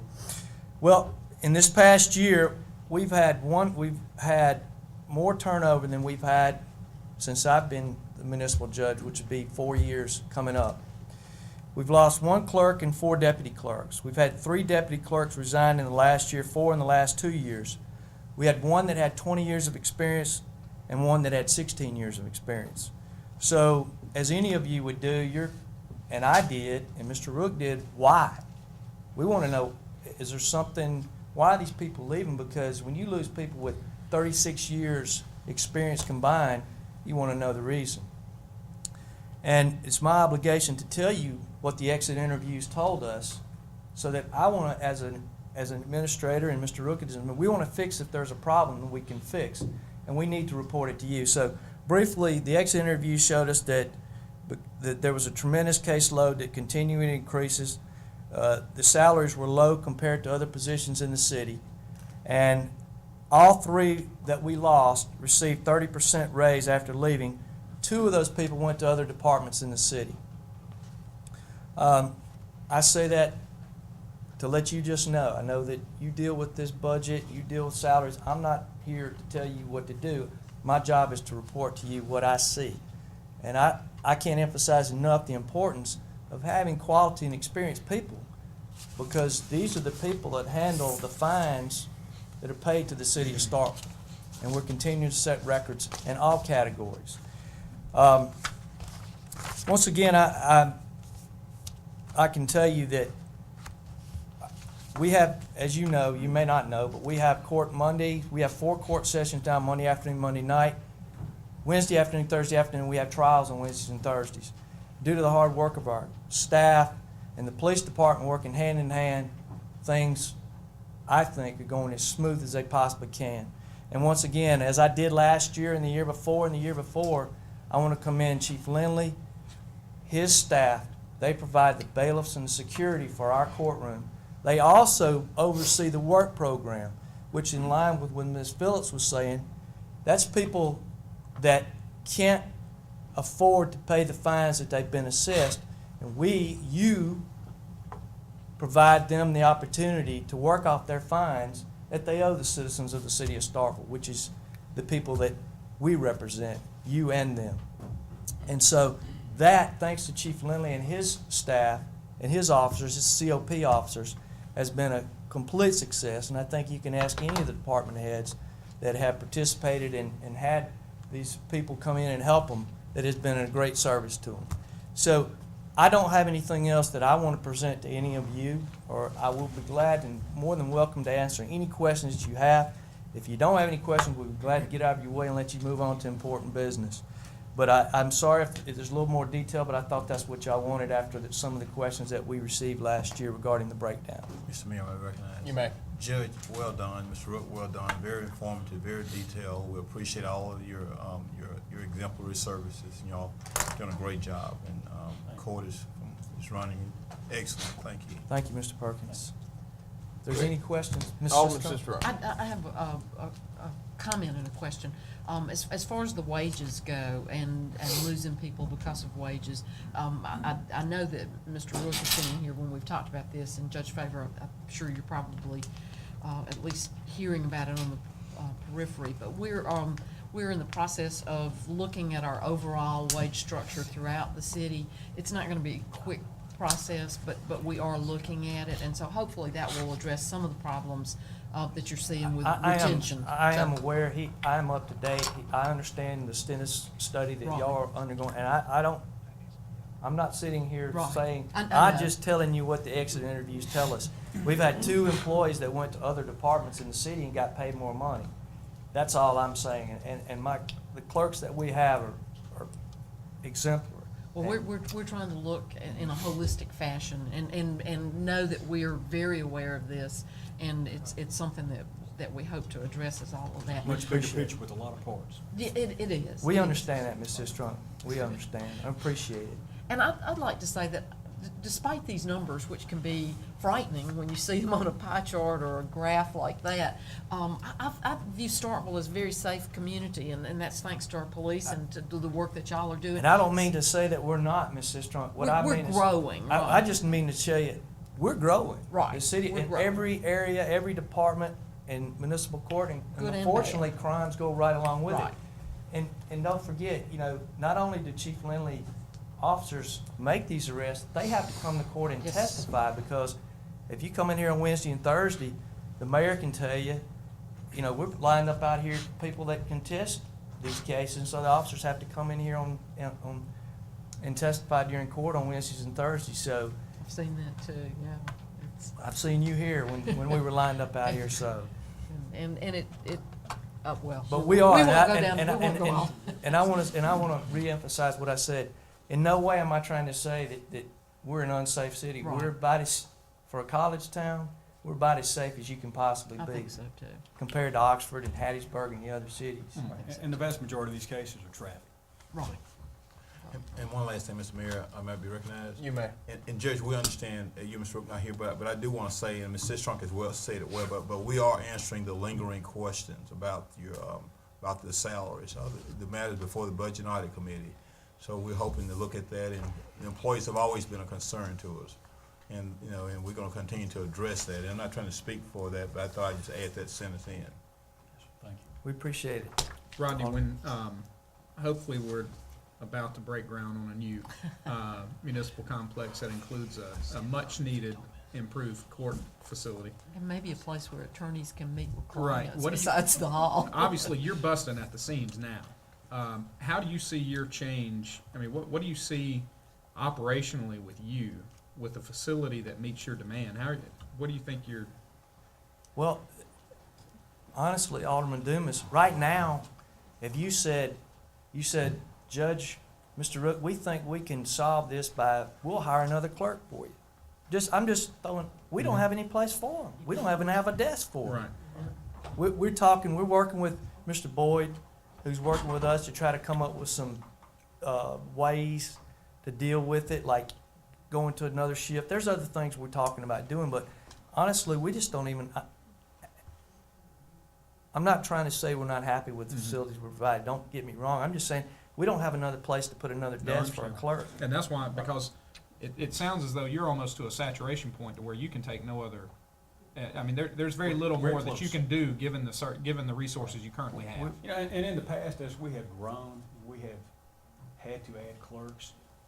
We converted storage space into office space for those additional clerks. And now, we don't have room for storage or clerks. So, and I think the board's well. Yeah, you all are well aware of the situation. I'm not gonna sit here and waste y'all's time telling you, because you all have seen this, we're in municipal court, so I don't need to waste y'all's time, but I'll be glad to, answer any questions you have. But, we would, like Ms. Sistrunk said, it would be great to have an attorney like Mr. Perkins, although he doesn't practice in our court, who would be meeting with clients, to have a place to meet with them, because right now, they have to meet out in the hallway. We have to have one of Chief Lindley's officers, if they're in custody, Chief Lindley has to have an officer go out there and stand with them out in the hallway. Well, that leaves one less person in bailiff providing security for the citizens that are here, me, and the staff. So, those little things make a big difference. Just little things that you might not really think about, they make a huge difference. And, anything we can be, we're going to make whatever you provide for us and tell us this is where we're going to have court, we're going to make it work. But anything we can add would be just fantastic for us. Well, I'm anxiously hoping you get a new facility. Thank you, Judge. We did a Anything? great job. Any further questions or comments? Thank you, Judge. Thank you for Mr. this Rook. opportunity. Thank you.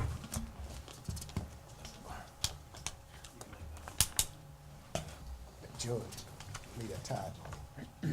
All right, at this time, we will move into our first public hearing on the adoption of an ordinance to address standards and requirements for outside storage. Alderman Demas, would you like to introduce?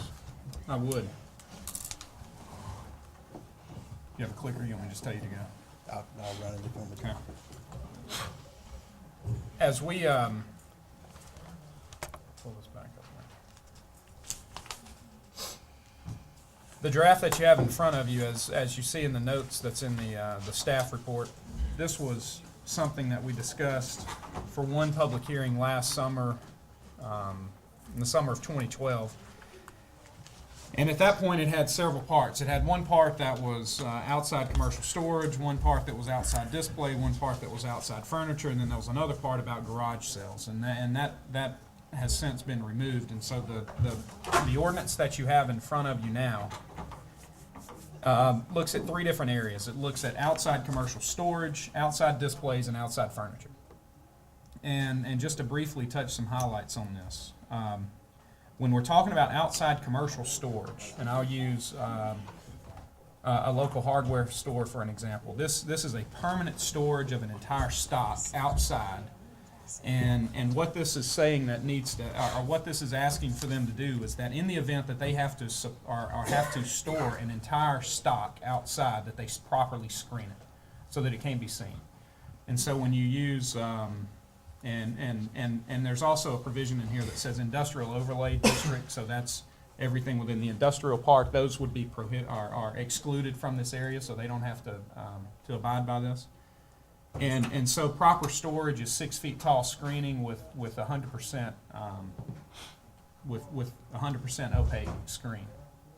So then that's outside commercial storage. The outside display part is one that speaks to display being a sampling of a stock, so they're not putting their whole thing outside. And this speaks on two different occasions. One is inside goods, the other is external goods.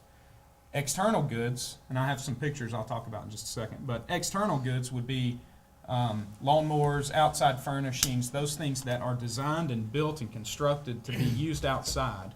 Those things can be displayed outside year-round, if it's not their complete stock. So, if, for instance, if you have a patio furniture or a lawnmower, you can put a couple of lawnmowers outside, but you can't put 50 or 60 lawnmowers outside and just park them outside.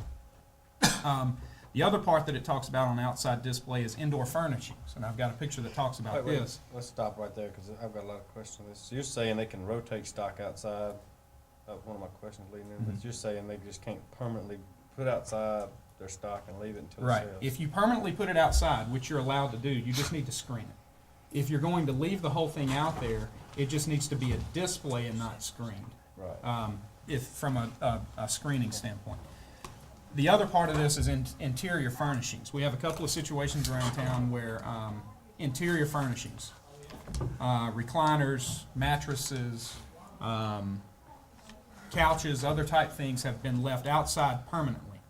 And when those are left outside permanently, they increase, there are some impacts to what I would consider public health. But there's pictures of those that are included on this too. As far as what interior furnishings are talked about. And the main issue there is that those can't be contiguously stored outside overnight. So if you're going to display those items outside, lazy boys, mattresses, other type things, those can't be outside longer than 12 continuous hours. You just have to move them in overnight. And then there's things that go back to something that was talked about even prior to our administration, which is outside furniture. There was a push long before, from what I understand, that looked to prohibit outside furniture. And this is interior furnishings now, so couches, lazy boys in yards, those type things. This talks about the permanent storage of couches and lazy boys in yards, but it does allow those items to be on porches and balconies and other type things that are protected. And so that's really what's talked about from the outside furnishing standpoint. So Joel, do you want to go to the first item?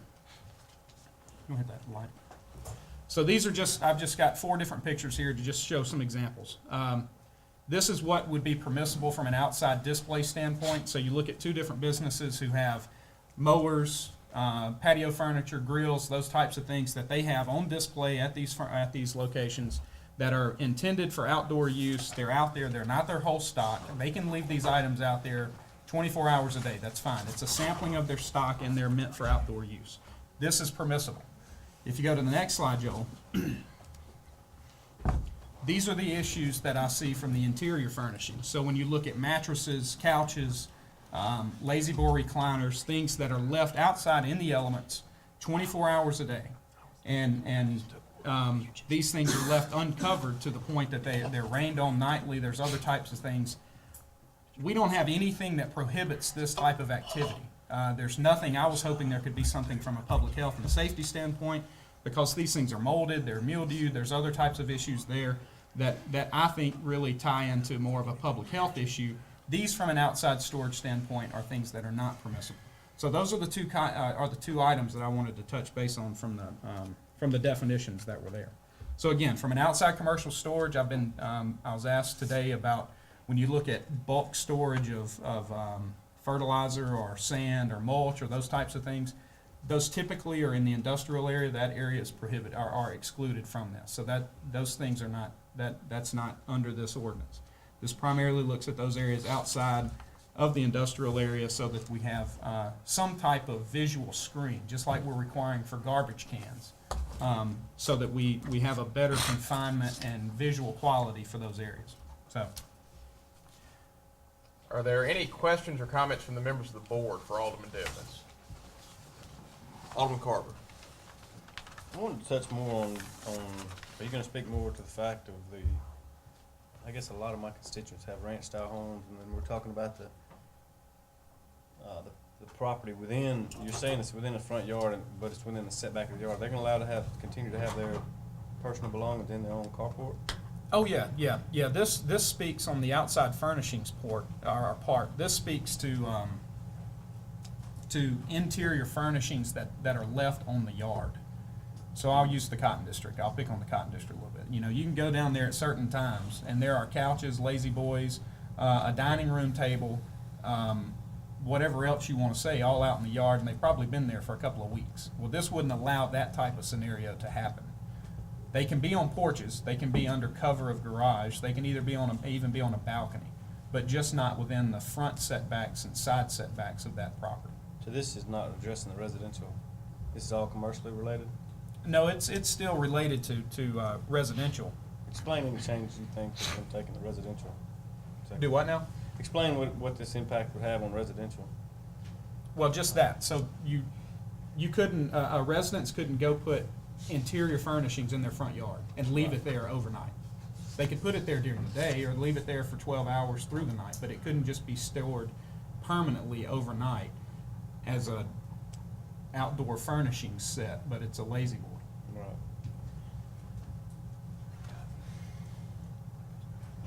And there are other things in there under the outdoor furnishings part that talks about the true definitions of front, side, and rear yard.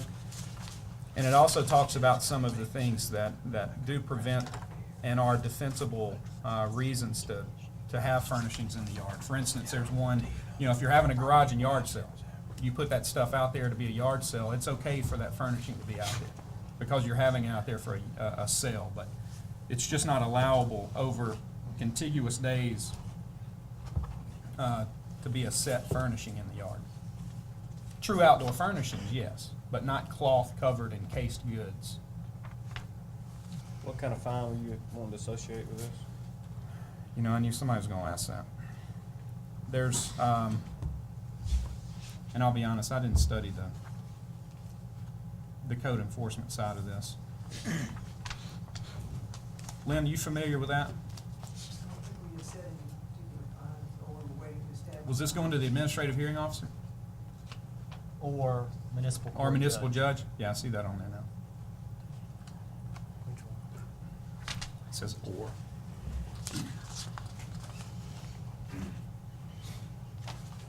Any further questions or comments? Any further questions or comments from the members of the board? Seeing none, we'll move into the public comment portion of our public hearing. And we will conduct this as is our standard practice for public hearings regarding ordinances. And that is, we will hear in alternating fashion from speakers who are for the ordinance as presented and speakers who are against the ordinance as presented. Each individual speaker will have a maximum of 3 minutes to state their case, and each side will have a total of 15 minutes collectively. We will continue that process until either all 30 minutes of each side of the total amount of time is exhausted, or until there is no one else wishing to speak. Is there anyone now wishing to speak in favor of the proposed ordinance? Anyone wishing to speak in favor? Is there anyone wishing to speak against the proposed ordinance? And please introduce yourself when you approach. Chris Taylor, Ward 7. My question is, the one on the left or the right? Clarify this. So if I own a business, and long as I put my stuff up at night, I can move it back in the morning, right? That's right. If my shed covers my stuff, is I'm okay? I don't know if The we one define on the that. left, the one on the left, my shed covers the top. Personally, I would say no. I don't know if that's properly defined now in the ordinance, though. Right, that's what I need to clarify. Right. That's still outside. Right, but it's covered though. Well, It's still outside and covered. I guess you'd have And to I define move it in cover. and out every morning. I can do that, right? I don't know what the true definition of covered is there. I would say that's still outside. It would have to be within a structure, within a building. So you need to clarify that, because if you're gonna find someone, they're gonna take you to court for it. Mhm. That's a good point. So what you're saying on that one, either one, they could leave it out there if they screened it? Is that what you were saying? Well, the one- well, No, that's what, I ain't got to the one on the right yet. Yeah. I don't I'm just see the that one as on the being left. outside. I see that as, or inside. I see that as being outside. Despite the fact it's got a shed roof over it, it's still in the elements. And so I think, from my standpoint of being inside, outside, you're in a structure within a door, within a wall, not a, and that's a good point. From a legal side, I don't know how you define that. Well, let me speak on that. I'm reading the ordinance, and it says, outside storage areas shall be screened by a continuous fence or wall, or by landscaping, so as to provide a minimum 100% opaque screen at installation at least 6 feet in height. So to answer your question, Mr. Taylor, the way the ordinance reads right now, I don't think that would be a sufficient screen. Okay, so as long as it's 6 feet in height, right? And continuous. Right, and continuous. Well, but now So I that, can get me portable. but that's I just wanna clarify but that's things. for exterior goods. That's Right. for items meant to be stored exterior, I got not you. interior, cased goods and upholstery goods. So those, and that's probably something, Chris, we need to look at from the definition of what that is under outside display and outside furnishings. And I was reading under outside commercial storage, Mhm. Section A. Right. Okay, and the one on the right, if I drop me a screen and let it down at night and lift it up in the morning, I'm good then, right? If I come off the top of my roof with a screen all the way around, just like a sunscreen, you got me, I'm a businessman, so I'm trying to protect my business. Right. I think that would work, Okay, As it's currently written. as it's currently written in okay, this I first just wanna draft. make sure. I don't own none of these places now, I'm just asking a question for I the think it's a citizens. That's a good point. great question, and that's why Yeah, we have right. public That's a hearings. good This is point. the time to ask those questions. That's a Thank good you. point. All right, is there anyone now wishing to speak in favor of the proposed ordinance? Anyone wishing to speak in favor? Anyone wishing to speak against?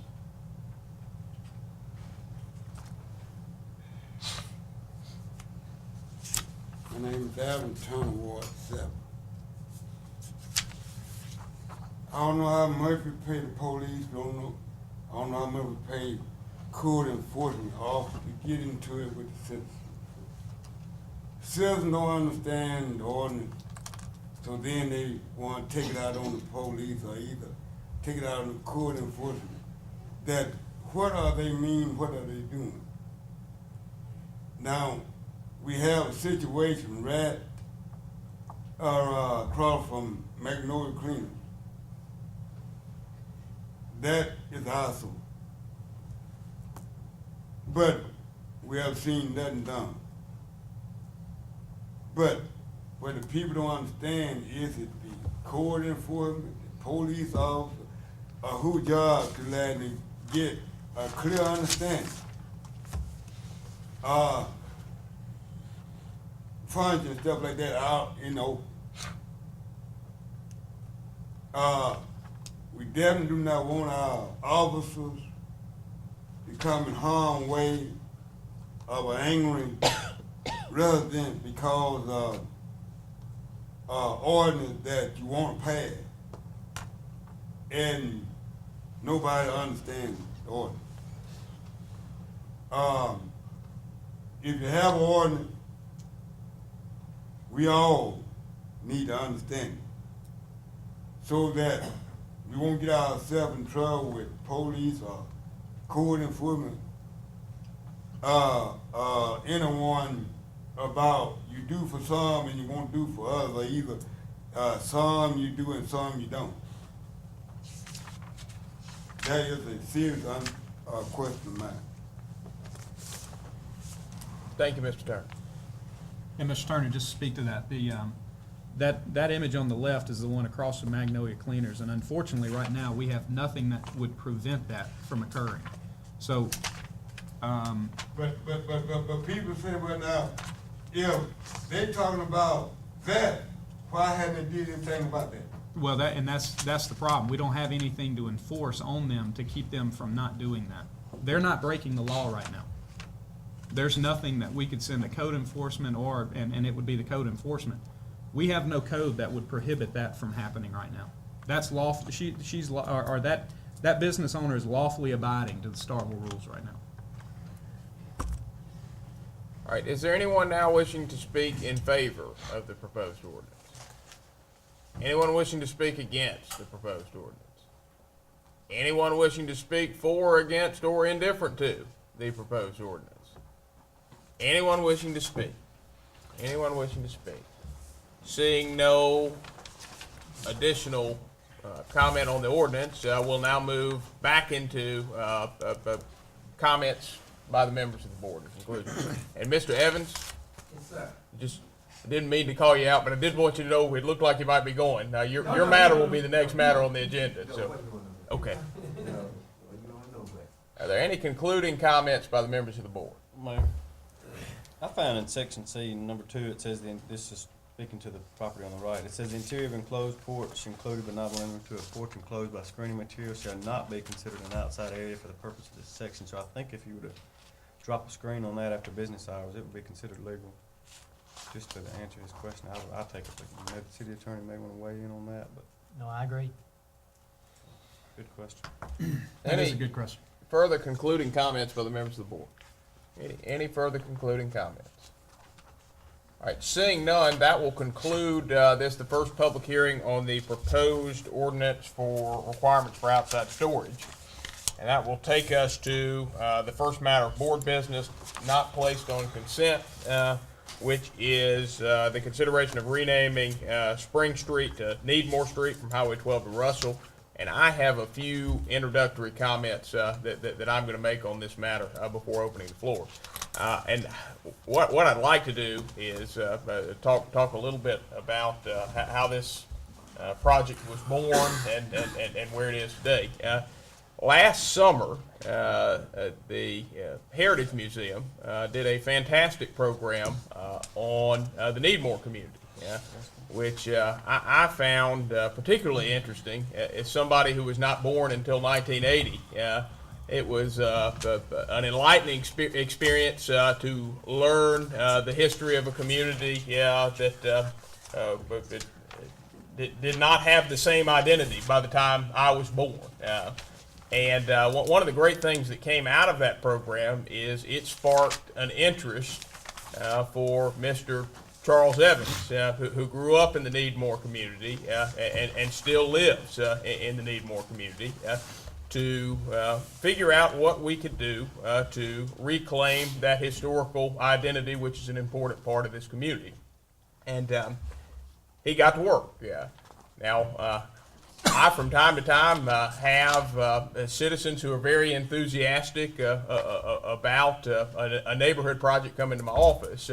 More often than not, the enthusiasm for that project fizzles before it really gets off the ground. Now, Mr. Evans' project is the exception to that rule. he has pursued a number of avenues to distinguish the Needmore community and to remember its past. He has worked in conjunction with the Greater Starkville Development Partnership to have a historical marker prepared, and has worked with the Parks Commission to have the Gillespie Center renamed to the Needmore Center.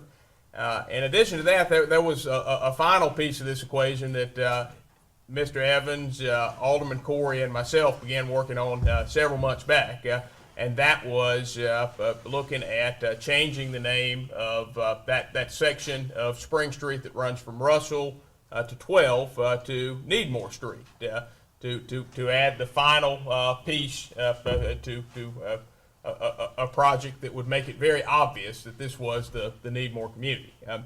Now, that project has not been easy at all because Spring Street has many different property owners, and our policy requires that 80% of property owners approve of a street name request before it comes before the board. And Mr. Evans has worked tirelessly and has had others that have worked tirelessly along with him, and he is to be commended for his efforts, and let me just say, as mayor, as a Starkvillian, I have been inspired to watch it.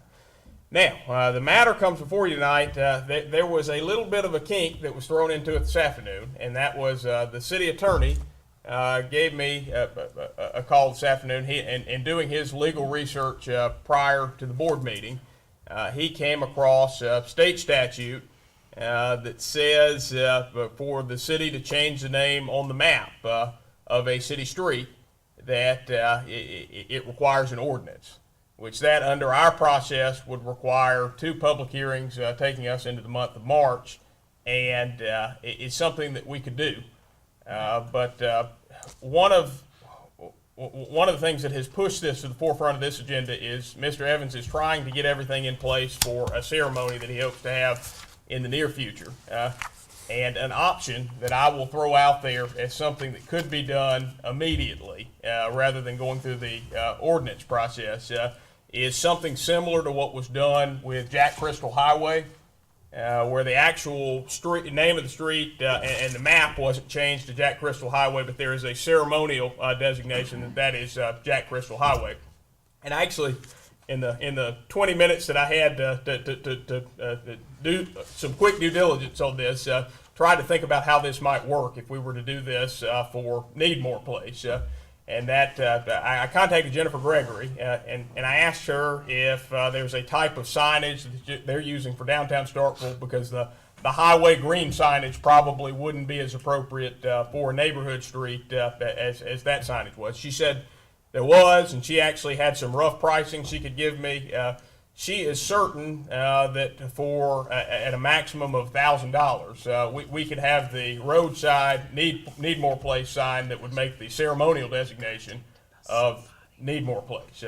Now, I'll get the city attorney to offer some opinion. Before he gives an opinion, may I be recognized, please? I will. But I'm sure the city attorney will weigh in significantly on this matter. But I throw that out there. So you've got a couple of different options. You could queue this up for public hearings and start that process in 2 weeks and go into March, or we could do the ceremonial distinction. Alderman Perkins. Mr. Mayor, thank you for the recognition. Let me just say on the onset, I want to thank the gentleman from Ford in his absence for his leadership on this.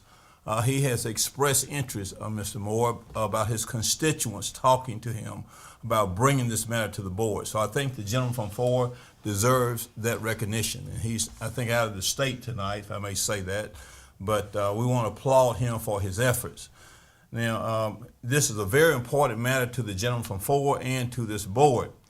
Now, over the years, we have had a number of requests that have come before this board for renaming a street.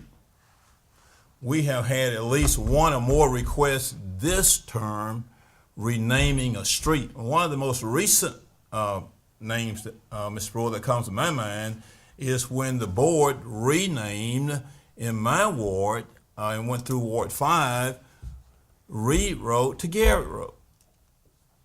Now, when we did the renaming on that road, and since I've been on the board for almost 20 years, we've only have had a board order, and we've had a city attorney sitting here. I'm not saying that this attorney, is in error on this, but now we're going to talk to the attorney in just a minute because it, from all the advice we have gotten previously, we have just gotten a board order. Now I want to know why tonight all of a sudden that the law is now an ordinance, and just a few months ago, Ms. Sproul, it just took a majority vote. Now, all of the matters that come before this board are very vital to this city. Now, and I'm not trying to give the attorney a hard time, but I just got to do my job here. But if there's a legal issue that has an impediment to our considering it, I want to know about it, Ms. Sproul, before it gets to the table. Now, this packet has been out since Friday. Now, the gentleman from Ford has been working on this for the longest. Mr. Evans has been trying to, and has been exerting efforts to get this thing passed. Now, and I appreciate my colleague. He's done a good job this term, but at the same time, whoever department is, and if there's an issue legally with something, I don't want to hear about it when I get to this table. Now, we got all kind of means of communication about that. The mayor tells me at my entrance into this door here, I don't want to hear it. It's meeting time. If there's a problem with the law, I want to know about it. Now, I want the city attorney to tell me, number one is, why can we not do it by board order? Now, if we did the renaming of Garrett Road, renaming of Reed Road to Garrett Road, we didn't have no ordinance. We never had and I'm not saying that's not the law, but it has never happened. We have never had a public hearing. That has never come up. I'm just talking to Ms. Sproul since we just having a little conversation friendly here, is the Chief Administrative Officer. But the ordinance only requires that we have to get 80% approval. We used to not have that. We wanted to put something in place so that the residents will have some input and notice. The city attorney did not tell us that we had to have an ordinance. Having a public hearing on a street change, and of course I welcome to hear it. I'm not saying that's not the law, but Mr. Attorney, in light of all my comments, this is important to Mr. Evans. This is important to the Needmore community. This is important to the board. This is important to the gentleman from Ford. Number one, my first question, and I'm going to just cite them, and you can answer me whatever way you want to. My first question is, why are we just now being told about a law, and we weren't told about it when we came up with the renaming from Reed Road to Garrett Road? Why do we have to have a public hearing, and why do we not have to have a board order, just like we have been doing before? And never in the history of my time on this board, unless it's a new law, we've never been advised this. And if that was the law, then that should have been incorporated into our policy. That is not a part. Only thing the policy says that you have to get 80%, and correct me if I'm wrong, Ms. Brooke, I don't want to be wrong with anything that I say. You have to have 80% of the approval of the residents of the affected area. Because we were going to consider that, if I'm not wrong, at a prior meeting, but we did not have the required signatures. So that is the only reason that the CAO put that on the agenda for tonight, because it meets the requirements. We don't bring things to the table unless they meet the meeting. And the reason I'm so emphatic about this, I want to use this as a learning experience if this is in fact the law. So I'm not trying to take up time unnecessarily, Mr. Attorney, but will you please brief me if that is the law? Don't let me get to this meeting and tell me at this meeting that we got a law, we got to follow. Tell me about the law before I get here. Now, I want some explanation. I appreciate all your concerns, Alderman. Yes, sir. Let me take them step by step. In preparation for the meeting tonight, I was going through the board packet, and I was doing that on this issue this afternoon. And I took it upon myself to research to make sure the city was in proper steps procedurally in renaming a road. And that's when I found the AG opinions and the statutory authority on point. Let me say first off, there's absolutely no legal impediment to renaming the road. It is absolutely statutorily allowed. It falls under 2137.3. which gives the city full jurisdiction over its streets, and it falls under 65.7.141 and 65.7.143. What 65.7.143.4 says is that if a city renames a road, and if the board makes a factual finding that the city map is to change based on that renaming, then that would trigger the need for an ordinance. On your public hearing question, of course, that's at the board's discretion. There's no statutory requirement that there be a public hearing for every single ordinance that is enacted. That has been the custom and practice of the board. The board could bypass that requirement if it so choose to do so. With respect to Garrett Road, I would have to revisit that issue. It's entirely possible that I missed it then. And I'm not ashamed to say that I may know more law now than I knew then, and I hope I'll know more law in May than I do now. But it is incumbent upon me to tell the client every bit of the law I know before the client acts on that position. And so that's what I'm trying to do tonight. I didn't talk to any alderman before the meeting because, I try not to have ex parte contact with the alderman. And I was researching this at about 3:30 or 4 o'clock this afternoon. Those are just the facts. Mr. Attorney, Mr. Mayor, excuse me, I'm just trying to dialogue, not no adversariness here, but Mr. Attorney, what I'm asking, are you absolutely certain that I hadn't seen this statute, are you absolutely certain that this ordinance, that the law requires an ordinance? Yeah, let me read you. I mean, and you don't have to read it to me, Okay. I'll read it later, but I just want to know, are you 100% certain we have to have an ordinance? I am, and it's the AG opinion from Donald on March 27, 1991. It's very short. Let me just read two statements that'll... I want you to paraphrase it, but go ahead. But let me say this. Now, is there anything in the law itself, not an opinion, but is there anything in the law itself or the statute, the Mississippi Code, that says that we have to have an ordinance? Sure. 65.7.143, which governs numbering and naming of roads, highways, or streets. And what does that statute say? Subsection 4 says, the provisions of this section shall not be construed to prohibit local governing authorities from naming or renaming streets. However, any such action constituting an addition or change in the official county or municipal map shall be by ordinance, duly adopted and spread on the minutes of the governing authority, and certified copies shall be transmitted to the State Highway Department. How, on the state highway, why would that be, we have to do it to the highway department, this is a municipal street? I don't know that answer. When did that law go into effect? 1977 with the last amendment in 1990.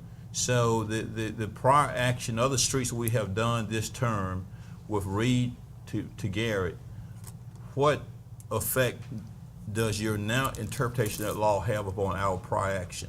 Well, did that change the official map of the city, Well, county? you were here, Mr. Attorney. I mean, we changed. We did the same thing then that we're doing tonight. Sure, I understand that. And if it changed the map, we needed to document it with an ordinance. Mr. Attorney, now, how long have you researched this issue? I mean, did you research for 20 minutes, 30 minutes? You just looked at it this evening, right? Sure, it was about 30 or 40 minutes this Mayor, afternoon. this is too crucial. We don't need to make no decision. I need to make sure the attorney's right. I'm not saying he's wrong, but we have done other. See, the point, I'm not trying to have no fuss with him. I'm trying to make sure we're right. We've done this over the years. I'm not saying that's not the law, but the other attorneys we've done a number of streets here where we've done just like we did Garrett Road, but we need to make sure that the attorney is right. So we could just, and I would like at least some alternative measure, Mr. Mayor, if we cannot do that. So let's just table this until the next meeting, the 19th of February, so we can make sure that we're correct, because this issue has widespread implication, and we want to make sure that this is right. And Mr. Attorney, and one last thing, and real quickly, Mr. Mayor, I'm almost done. I mean, it takes so much time. No, we're not asking you to have ex parte communication. You can tell Ms. Spruill. Ms. Spruill can communicate to us. We just want to know. Not giving you no hard time, Sure, I sir. understand. That's all I'm saying. But Mr. Mayor, I move that we table this matter for now, and we put on the agenda for the meeting on February the 19th of 2013, and the attorney give us all his research through Ms. Spruill for our review and consideration. Yep, at least about a week before the board meeting. And prior to asking for a second, I just want to ask Mr. Evans, would that give you enough time to put your ceremony together? we have enough, time to put the ceremony together, but, hey, y'all legal, I don't know exactly what you're talking about. It would, the 19th would be the earliest that we'd get action on I this. think, with Miss Jennifer, she wanna have during Black History Week, you know, since Nebo was predominantly black, and this is making history, you know, for the Nebo area. And so I guess if we can't get it, we'll just wait till we can, you know, work on it till we can get it. Okay. Mr. Mayor, say one thing. Ms. Brewer, if we did an ordinance, that'll be 30 days from the first date of publication, wouldn't it? And then, the reason, ma'am, Unless there was a declaration that it needed to be taken effective. yeah, and I guess another reason, just talking to you, we want to be sure because the precedent that this set. So we just want to be sure, Mr. Mayor. I think we need to be sure on this. I'm not saying you're wrong, Mr. Attorney. I understand. I'd like more time to research it. All right, I got a call for a second. Is that a second? It can be a second, but I also have a question for Alderman Perkins Yes, ma'am. once it's seconded. Yes, Or ma'am. we can't have a question after- Second. May I be recognized? But table's not debatable. What I was gonna suggest is maybe prior to seconding, if you have a question clarifying his motion. And my question is as much for Mr. Evans as it is for Mr. Perkins. In an effort to keep this moving along and allowing y'all to have the ceremony during the time that you want to have the ceremony, there's nothing that would prohibit us from doing a ceremonial naming, as we did with the Jack Crystal Highway. Am I right there, that we could go forward with that part of it? That doesn't involve changing a city map, it's a ceremonial recognition. Right. You better get confirmation from the attorney before. He's going And what did we need, what do we need from a board standpoint to do the signage? I need up to $1,000 so I can get them to order a sign that matches the rest of those downtown wayfinding signs that they're doing. And would that suffice for you, Mr. Evans, if we made a ceremonial naming of the street, like we did for the Jack Crystal Highway? Now, if we do the ceremonies, we still can come back and make the permit. Absolutely. right? That gives us plenty Right. of time to then come back and revisit the issue of actually changing the name of the street. Now, Mr. Attorney, is that legal? It is. It's Without an just ordinance? It's a secondary designation that doesn't change the map. So it Okay. can be done by board order. And So- that's how Highway 12 has 3 different names? That's my So understanding. maybe before we So- table this and it goes away, do y'all wanna take that up? Mr. Mayor, let's just incorporate in our motion that we'll go ahead and do the ceremonial, and then we still have the attorney to research that and bring back to us on the, All right, so the motion from Alderman Perkins is to approve from the contingency fund up to $1,000 to place a sign bearing the name Needmore Place, cited appropriately by the city engineer in the Needmore community next to the road, and to have the city attorney report back to the board as to his subsequent research on state statute regarding street naming and we'll go ahead and report back on the 19th of February. on February 19th. Yes, sir. All Yes, right. sir. That's good. Do I hear a second? Yes, second. Motion has been seconded by Alderman Parker. Alderman Perkins, you wish to speak on the matter? No, sir. Alderman I Sister. have something important. I believe we have blown through our contingency dollars, or pretty darn close to it. So we're going to need to find a different place to fund the signs from. And I think there are places, so. So could you check that, and if it's not available there, we'll. Go to the general fund. Alderman Perkins, Yes, would that's you be fine. okay That's going to fine. general That's fund? fine. We'll take, that's great. All right, so That's the great. friendly amendment accepted by Alderman Perkins is in the event that there's no contingency fund remaining to take the. To come from professional services from the mayor's department. Absolutely. Second. Is that where you want it to come from? I did. Okay, so the We amendment. got it. Yes, sir. The amendment is to, in the event that funding is not available in the contingency fund, to pull the, up to $1,000 for the signage from professional services from the mayor's budget. Alderman Perkins, you accept that? Yes, sir. All right. Yes, sir. Now, do we have any further discussion? And if the city clerk gets this motion right, he deserves a gold star. Mr. Mayor, let's ask one thing.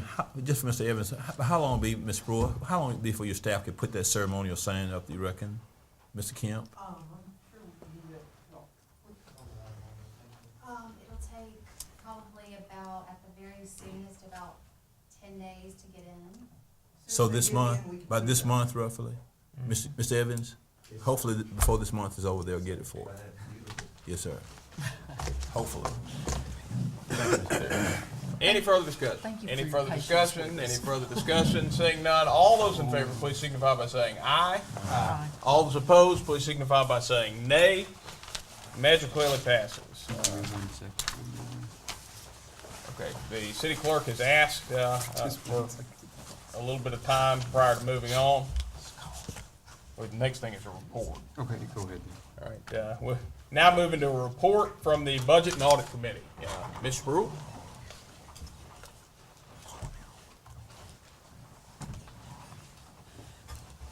Thank you, Mayor and Board.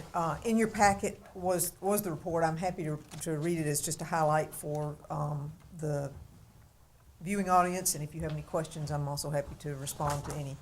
The Audit and Budget Committee met on January the 16th at 11:30 for our normal monthly meeting. The agenda consisted of the hospital ambulance funding, which was directed by this board to take up in the Audit and Budget Committee. Mr. Hilton joined us with Ms. Susan Russell and Mr. Michael Hunt, who were present on behalf of the hospital to answer questions as it relates to the ambulance service, which was a matter that was taken up by the board. Ms. Russell volunteered to assist the city in regaining the grant funding that had been denied us, and apparently that is moving forward. I think they asked for some additional information from Mr. Adams, and we were able to provide that to them. So we anticipate that those grant funds will be forthcoming to us, and that will allow those funds plus the $10,000 that we had already paid to the hospital to have approximately $25,000 or so going toward the hospital for the funding this year, for this fiscal year, and then of course we can take it up at the next budget cycle. We discussed the Stennis salary study. The Audit and Budget Committee charged the staff to narrow the scope of the cities used for the sample, to include some that were not currently in the data set, and to exclude some that were not appropriately compatible. The recommendation was to draw a 75-mile radius around Starkville for comparable salaries and job descriptions, and we are in the process of doing that. Tax collection, Mr. Adams reported to the committee that he had not yet heard from Mr. Morgan, giving us a definite letter as required by our contract for a change in the tax collection, but that we are preparing in anticipation of that notice for a transition plan to be able to take that service back in-house. The status of the audit was also on the agenda. Mr. Adams reported that the audit was proceeding in a timely fashion, and that all that was left was to finalize the fixed asset list. And they are in the process of doing that and are very close to being done, I believe.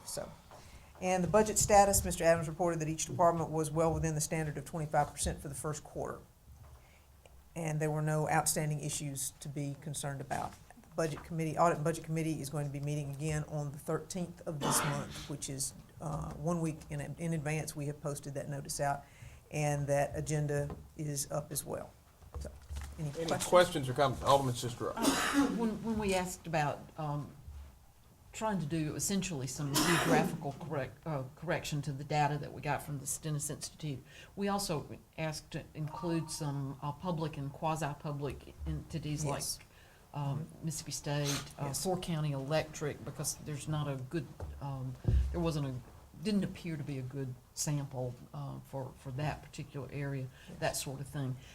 And you're going to continue to touch base with Mr. Markham and Mr. Boyd and be sure that we are moving toward having that first cut of data as soon as possible. Yes. With an incoming message. That I didn't go into that detail in this report, but it is reflected in the minutes of the Audit and Budget Committee. Any further questions or comments from Mr. How Brewer? much that grant gonna be worth, Ms. Brewer? The grant's approximately $14,000 and some change. And so it'll be approximately $25,000 that the hospital will receive for the ambulance funding. For this year? For this year, yes, Yeah. sir, for this fiscal year. And Mr. Hilton also noted that they would be able to absorb the difference in their operations. Yes. That day. Yes. Mr. Mayor, could we have a 3-minute recess? We may, provided that there are no more questions. I'm talking once she's done, once she yields the floor. Are there any further questions or comments from Ms. Brewer? Any further questions or comments? All right, seeing none without objection, I'm going to move us into brief recess. Any objection? Any objection? Seeing none, let's move to recess. Ms. Brewer. Okay. All right, meeting will now come back to order. The matter you have before you now is the consideration of an override to the mayor's veto of salary increases for the mayor and board of aldermen issued on January 22nd, 2013. Discussion. I think I'm up. Alderman Sistrunk. I move that we override the mayor's veto of salary increases for the mayor and board of aldermen issued on January 22nd, 2013. Alderman Sistrunk has made a motion to override the mayor's veto of salary increases for the mayor and board of aldermen issued on January 22nd, 2013. Alderman Sistrunk, is that your motion? It is. Do I hear a second? Motion has been seconded by Alderman Perkins. Alderman Sistrunk, you wish to speak on the matter? I'd like to just say a couple of things, and I won't take long, I promise. In the veto of this motion, the mayor acknowledged that the board of aldermen and the mayor's salaries lag considerably behind comparable cities in the state of Mississippi. The bulk of the veto hinged on the point that he felt that it should be delayed until all other salaries in the city were addressed. The board, in their vote, was very mindful of the fact that wages of our employees are not where they need to be, and we also are addressing that currently with the work that we're doing with the Stennis Institute and coming up with a transition plan for addressing that. That's one of the reasons that we delayed the effective date of this increase for the board and the mayor's salary until fiscal year 15. It allows us to begin to address the employee's salary. It also recognizes the importance of these elected positions and the wages that are paid to them. These are different in a way in that we are paying purely positions here and not individuals, because we don't know who's going to hold those positions in fiscal year 15. There's just no way for us to know that right now. And I think it's important to understand that all of us sitting up here very much recognize and believe in the public service component of what we do. However, these are also jobs, and particularly the mayor's function is a job. And if you're going to recruit the best and the brightest, and you're going to get the people that you want to have sitting in these positions, we have to pay these positions. Not me, not Mayor Wiseman, not Mr. Vaughn. We pay the positions, and even with the increases, we're still going to lag behind comparable cities, and there will still be a lack of interest in these positions because they don't pay enough for somebody to come Tuesday night after Tuesday night after Tuesday night, go through some of the things that we go through, for somebody to sit in the mayor's office, short of just people being willing to engage because of the public service component of it. So we are trying to recognize the importance of these jobs. We're trying to cast a broader net for people who might be interested in these jobs in the future. We've been fortunate as a city that a lot of people who've taken these jobs have done it purely out of their interest in our community.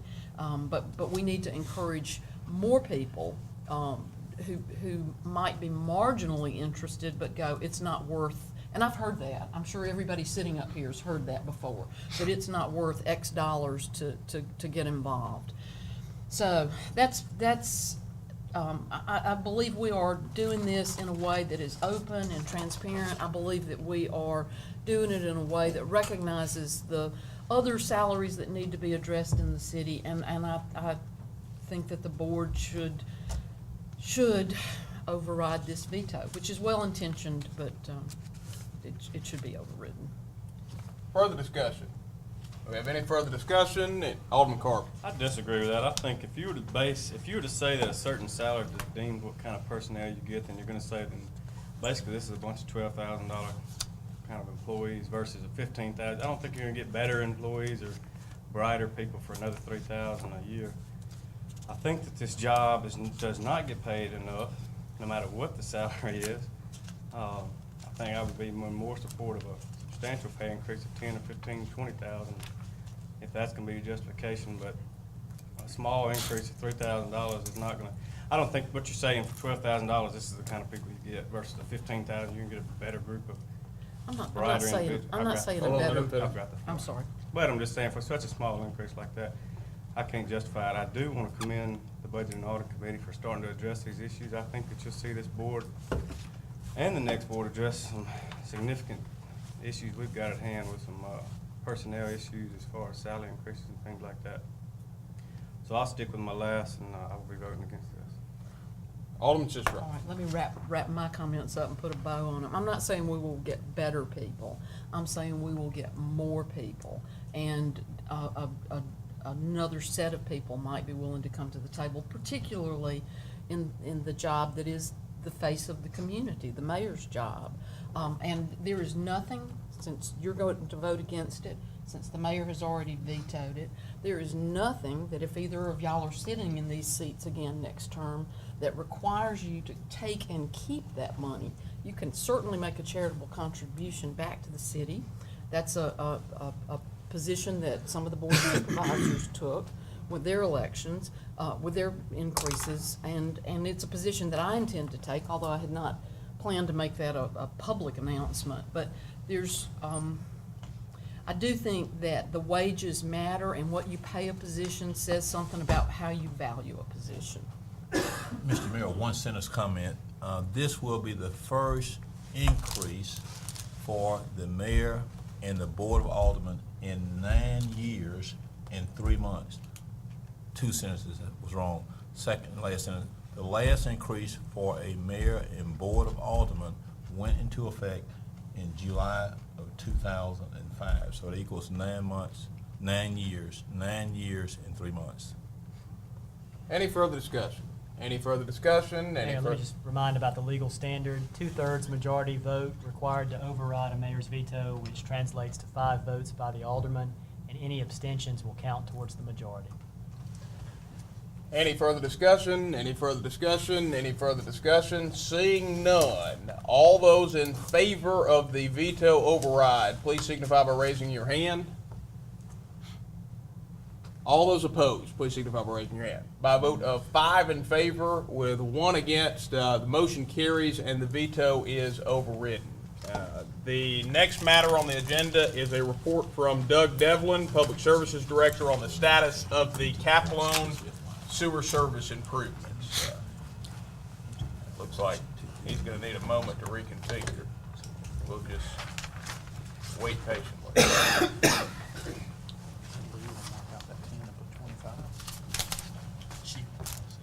Good evening, Mayor and Board. Thank you for this opportunity to update you on these 2 important projects. As we remember, back in September, when we applied for our CAP loan, we increased the limit on the loan to allocate some funding to solve some of these rain-dependent surcharging problems that are chronically happening on Carver Drive and Woodcrest. Current status where we are today, the flow monitoring study is completed. As far as I know, looking back, this is the first time we've taken this approach to problem solving in our sewer system. Prior methods have been basically smoke testing, finding out where the rainwater is getting into the system and going making point repairs on those areas. And that's been pretty much our modus operandi on these 2 areas over the last 5 or so years. We get a surcharge, we go and find a problem, fix that particular problem. It would get better for a while, and then a year later we'd be right back where we were. So it's pretty obvious that approach wasn't working. We had to do a different approach, and I think this you're going to be pleasantly surprised at what you're going to see here. The CAP loan's been approved. The mayor executed it in December. It's been returned to Jackson, so we're in a position to start making draws on that loan. We hadn't made any draws yet simply because of the weather conditions. We just can't get into these areas and start the work yet. Phase 1 improvements, we've decided what we need to do, and again, we're just waiting for good weather to get started. Before we get into what our plan is, I want to, and this is important, I wanted to kind of go over what experience tells us are the primary reasons that sanitary sewer systems overflow. And we have overflows in the middle of droughts, and we have them during rain. So, they can happen, whether it's raining or not. So it's a common problem. And that primary cause of all these overflows is downstream restrictions. Primarily grease and roots, and those two work very well together to cause a lot of problems. And then in rare occasions, like some cities in Texas where they're experiencing unprecedented population growth, you can run into problems where the pipes that were there are undersized and have to be increased capacity. The secondary cause is stormwater inflow, which is what we see in these areas, particularly low-lying areas like on Carver Drive and on Woodcrest Drive, next to that drainage canal. These can come from two places. One is from the public system, which is our system, the pipes and the manholes. Stormwater can get into those and cause problems. And then the other source is from the customer service lines themselves, those two sources. All right, let's look at Carver Drive using this approach, and I'll talk a little bit about the flow monitoring study.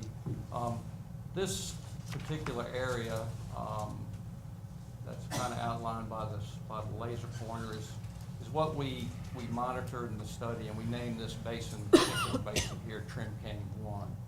The reason we did that is because the flows terminate at the Trim Cane pumping station, which is west of Carver Drive. Right here is where we're having our surcharging problems, particularly when it rains. And then going back to what we said about the primary cause of overflows, which are downstream restrictions. So the approach was, well, let's look at where all this goes downstream from Carver Drive. There's a pipeline that goes down here, crosses over Reed Road, goes through a pasture next to a drainage canal, and then through the woods, and then into the wet well of the pumping station. One thing I do want to point out is, with the exception of this little area right here, you notice that there's a lot of trees around these pipes.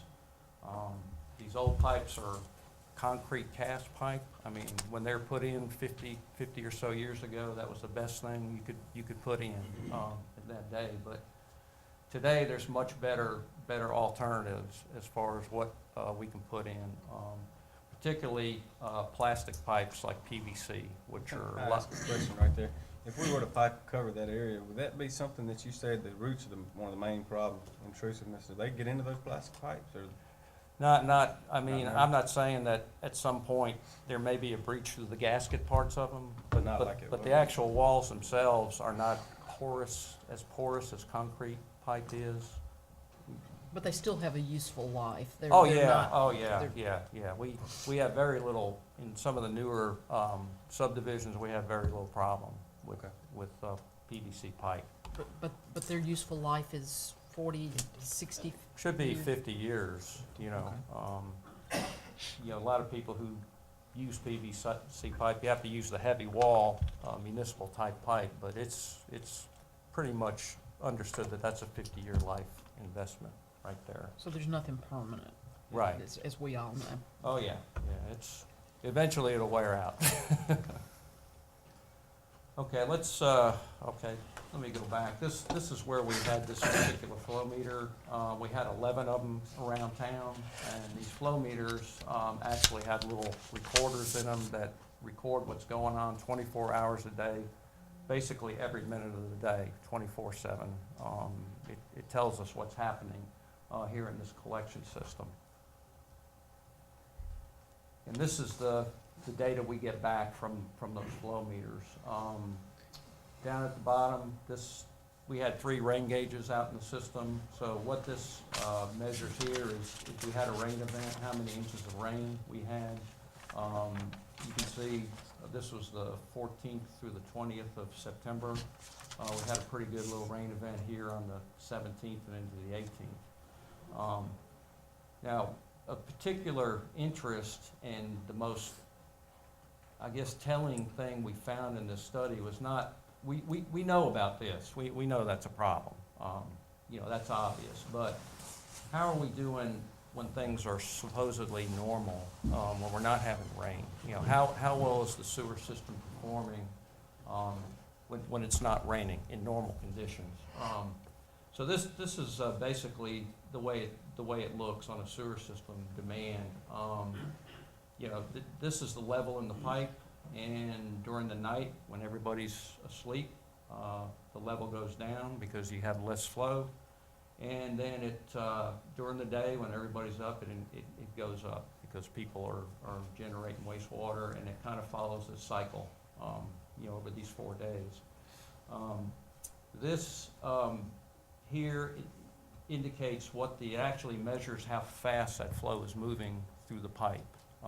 And that's velocity that's measured in feet per second. It's kind of hard to see because of the color, which is yellow, but these are the peak flows. So what we do is we look at the peak flows. In this particular case, it was an 18-inch pipe where this flow meter was installed. And on these peak flows, on the days of these peak flows, the level in the pipe was about 12 inches, which is almost about 75% of the capacity of the pipe. And then we look down here, and you know, theoretically, as this level rises, these velocities should get faster. They should get faster. So the highest peak we got as far as velocity was about 1.5 if you kind of skim the top, 1.5 feet per second. Okay, now, so the next thing we got to determine is this is kind of like an EKG on a patient in a hospital. It's not any different. Is this patient in good health, or is this patient in bad health? Well, the only way you'll know is you have to really know what good health is. You know, we know a person of a certain age, certain weight should have a blood pressure of a certain amount. And you get outside that, then we know the patient is not healthy and we need to do something. And the way we can evaluate that, how the system was performing, is there's an engineering tool called the Manning equation that we can go to and say, if this were a newly installed concrete pipe with a velocity in the pipe of 1.5 feet per second, we can actually calculate what that level in the pipe should have been. It's pretty predictable. And as you can see when we go through the calculations, if this were an unrestricted pipe, it would be 4.5 inches in the pipe. But now when we go back here, we see it was up about 12 inches in the pipe. So that's pretty much telling us that we have some pretty significant restrictions downstream. Primarily, it's going to be roots in 90% of the cases. So now we've got a game plan on what we think is what we feel is going to have the biggest impact on this problem. One is it's very expensive to go in and try to repair these pipes using trenchless technology, cast in place pipe, some of those other pipes. Using our local source of supply contractors and acting as our own general contractor and purchasing the materials on competitive bids, we can get that pipe replaced, open trenching at much less cost than bringing in these specialty contractors. So, and also when you do this with cast in place pipe, the only thing you can do is you're gonna put a new lining in the existing pipe. So when you're done, where you had an 18-inch pipe, you still have an 18-inch pipe. So if you go in, do a complete replacement through open trenching, you have an opportunity to just go ahead and increase the size a little bit. So as growth comes and development comes, we have, you know, we've planned ahead. To go one pipe larger once you've already bought the pipe and paying somebody to put it in, percentage-wise, that's not much of an increase on the unit cost of putting the pipe in.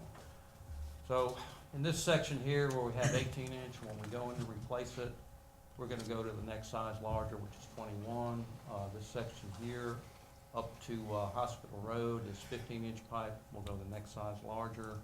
And then once we cross Hospital Road back up to Carver Drive, we have a 12-inch pipe there, and then we'll increase that to a 15-inch. So The end result of this project will have unrestricted flow all the way to the pumping station.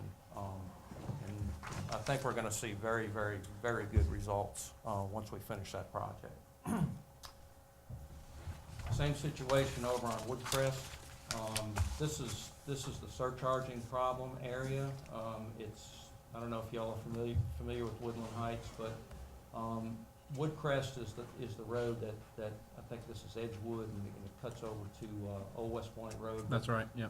Yeah, there's a drainage ditch that runs underneath the road right here, and this is, in a heavy rain, this is where it always surcharges.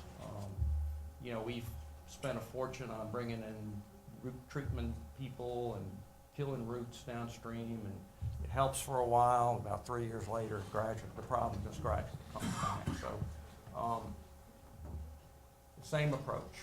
Let's look at this is where the flow meter was here, and then this particular basin that we measured, of the 11 basins we measured, we call this basin here, from here back, we named it Sand Creek 3. And here's the data from that particular, for the same week. You know, back over on Carver Drive downstream, you know, here's the rain event, and we see what's happening there. We know that's happening. But let's do the same thing. Let's go and see what the levels are in the pipe and what the velocities are under normal conditions without rain. In this case, this is a 12-inch pipe, which is smaller than the one we looked at before. And you can see under normal conditions, when we hit these peaks, the level in the pipe's gonna be about 10 inches out of that 12 inches. So, you know, that pipe's gonna be flowing pretty full. And then, it's hard to see, but down here, when we look where each one of these events here will have a peak on the velocity. And the highest peak velocity we saw during this whole time was about 1.25 feet per second. Is that normal? Okay. Back to using the Manning equation. If we know what the velocity is, we know what the pipe size is, we know what the slope is, we know it's concrete pipe. If we didn't have any restrictions downstream, what should the level be in the pipe? And it calculates out to 3.5 inches. You can see we're up at 10. So again, downstream restrictions are causing a majority of the problem. Not all of them. We still got to look at this at some point. But remember, going back to the primary cause of rain-dependent and non-rain dependent I&I, it's the downstream restrictions that are your biggest problem. So we're going to take the same approach here.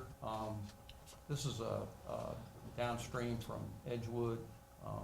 Again, we had the flow meter here, and this 12-inch pipe comes to this point, and then it turns and goes next to this drainage canal, still 12-inch pipe. And then it ties into a brand new pipe we put in 2005 that goes to the new interceptor system north on Old West Point Road. So here, same philosophy. We're going to, when we replace it, we'll go up a size.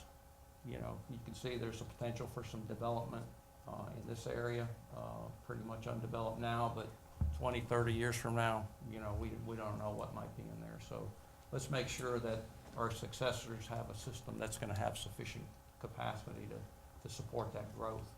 And then this section here, because we've got another pretty major drainage basin coming into it from this area of town. It's 12-inch. We're gonna bump that up to 18-inch, and just so it matches what we're tying into down here. So plenty of capacity, plenty of support, future growth. The plan at this point pretty much summed it up a while ago. We know what we need to do, and it's just the weather is holding us back. Soon as construction season starts, which will be early spring, we're going to be ready to go. We'll have board approval for the contractor. We'll have materials purchased and on site, and we'll be ready to start construction. Assuming we get an early spring start, we'll have all that completed by midsummer, July, somewhere in that point. Mr. Dale, how's it going over at the Cornerstone? I think that's in the equation. How's that what's the plan? You don't have to go through an explanation on it now, but how is that, the monies we appropriated, I think we Right. appropriated about $1 million+ for, how is that coming about? Or That's what the tied plan up is? in property acquisition Yes, right sir. now. Yes, Yeah, sir. yeah. Yes, sir. And that's which is the longest, most frustrating part of these projects. Yes, sir. But right now, we're, Yes, sir. getting engineers to survey it, give us meets and bounds legal descriptions, and then we're probably gonna have to get Mr. Latimer to go to court. Yes, sir. Because some Thank of them aren't cooperative. Okay, and then, once we get these completed, the next step is to go and monitor, which we do now, every time it rains. If I wake up in the middle of the night and it's raining, and I know it's raining hard, I get up 3 in the morning, whatever it is, and I go down and look at these places and see what's going on. We get through a cycle and we've eliminated the problem. That is probably all we'll want to do at this point. And we'll go into that a little bit. Because the second phase would be, now, if we're still having problems, then we have no choice but to go upstream and start mitigating the inflow and infiltration problems upstream, which is maybe necessary, we hope not. Mitigating rain-dependent inflow and infiltration is a very, very expensive, time-consuming proposition. You can spend a bunch of money, and from what I've seen so far with our earlier attempts, it has very limited results. Of course, you may not have a choice. The only way you're gonna find it is you're gonna have to put the smoke in the line. It's non-toxic smoke. You gotta do dye testing, put dye on top of the ground, see if it gets in there, find it, and then you gotta spend a lot of time with a video camera going up through there and finding out what's going on. It's a public inconvenience. Even though the smoke is non-toxic, we go and hang door hangers, telling everybody to make sure the traps, in the sinks they don't use much, or tubs or whatever, have water in them. There's always certain homes where, they didn't realize, and the trap, and then the smoke comes in the house, and that is really upsetting to people when that happens. And then, we have a lot of old houses that were built a long time ago where the codes back then probably didn't require you vent the drainage system through the roof, so they're just up in the attic, and then you got smoke coming out of the attics, and everybody thinks there's a fire. So it's a very, very inconvenient to the public.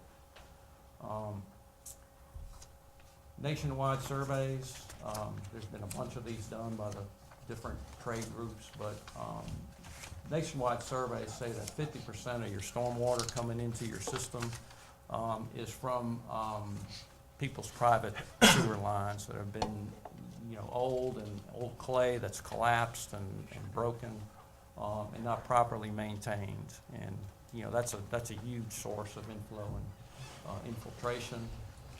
Now, we have ordinances that we can go and enforce to get this corrected, but it is very, very politically unpopular to do that because it is very expensive on someone to have to replace that with their own money.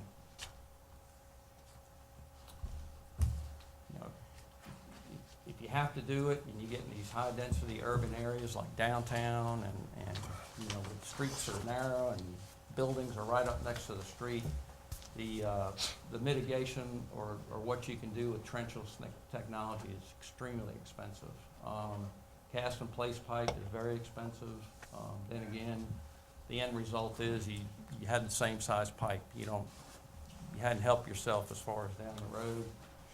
There is a technology now that's come out called pipe bursting, where you can pull pipe through flexible pipe through and break the old pipe and replace it with but the only problem is you still have to go back and dig and reconnect everybody's house. So, that's pretty, if you're gonna do all that digging up, you may as well just replace the whole thing, open trench style. Manhole lining, that's not cheap either. And usually, what a system will do or a utility will do is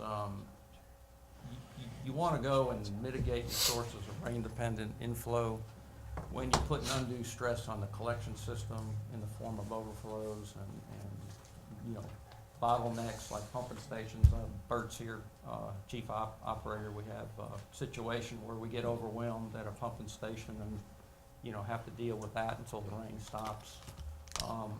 And then, you know, when it starts having effects on your wastewater treatment operation from a biological standpoint, you know, when all this rainwater comes through, it can throw that off and cause you to not treat the pollution correctly, and then you're discharging wastewater that's beyond your permit limit. So in those situations, you just, basically, you don't have a choice. You have to spend the money, and you have to go take care of it. So when mitigation is necessary, you know, what's the least cost approach? Where do we start? I think there was some smoke testing done back in the late 90s in the city of Starkville, but it was kind of a citywide approach. I think they did the whole city at one time, and that's very expensive, and not only expensive to fix the problems you find, but also very expensive to find out where it is. I mean, these smoke testing companies charge a lot of money to come in and do all that for you. So the approach here we're going to use, if we have to go and mitigate upstream of these areas, again, we go back to the flow monitoring study, which is very useful to us. I'll just go over this real quick. This is that basin we looked at a while ago, which Harbor Drive is right there. Our flow meter was down at the pump station, but there are other little basins we measured that actually flow through this basin. Actually, there's 1, 2, 3, 4 others that flow through Trim Canyon 1. So you can see we're getting into, you know, tens of thousands of feet of pipe, hundreds of manholes. You know, if you had to go and try to find what was wrong with all of that, it would cost you a fortune. So you want to take a surgical approach versus a shotgun approach. You want to make sure you're spending your money where you need to spend it. That's going to have the most impact. So I'll go back and use this as an example. This is the one we saw earlier, and this is the rain event we said we'd come back to and discuss later, but this rain event was also recorded on the 10 other meters we had throughout town. So, you know, they were recording the same information on the same day when we had rain. And what the software does is when you run this data through the software, it pretty much subtracts the effect of the storm-related inflow that's coming in from an upstream basin. And by doing that, factoring out all the variables of upstream contributions, subtracting them out, then it tells you where your worst areas are as far as inflow and infiltration. No surprise, this is where Trim Canyon 1 is where Carver Drive is. The good news is a lot of the problems, when we replace all that pipe, is going to solve a lot of these problems. The old concrete pipe has breaches in it. They're old brick manholes that with the grout missing, lots of storm water comes in, so all that will be replaced with watertight stuff. And then if we do have to go upstream, once we get the problem solved here, where do we go? I mean, do we go here, do we go there, do we go there, or do we go there? So getting back to what it tells us. Of course, this is over on the other side of town where Edgewood is, but you come down here, and this is the second worst area as far as storm-related inflow going back to our map. And that's this big area here, which is downtown. You know, a lot of the downtown area.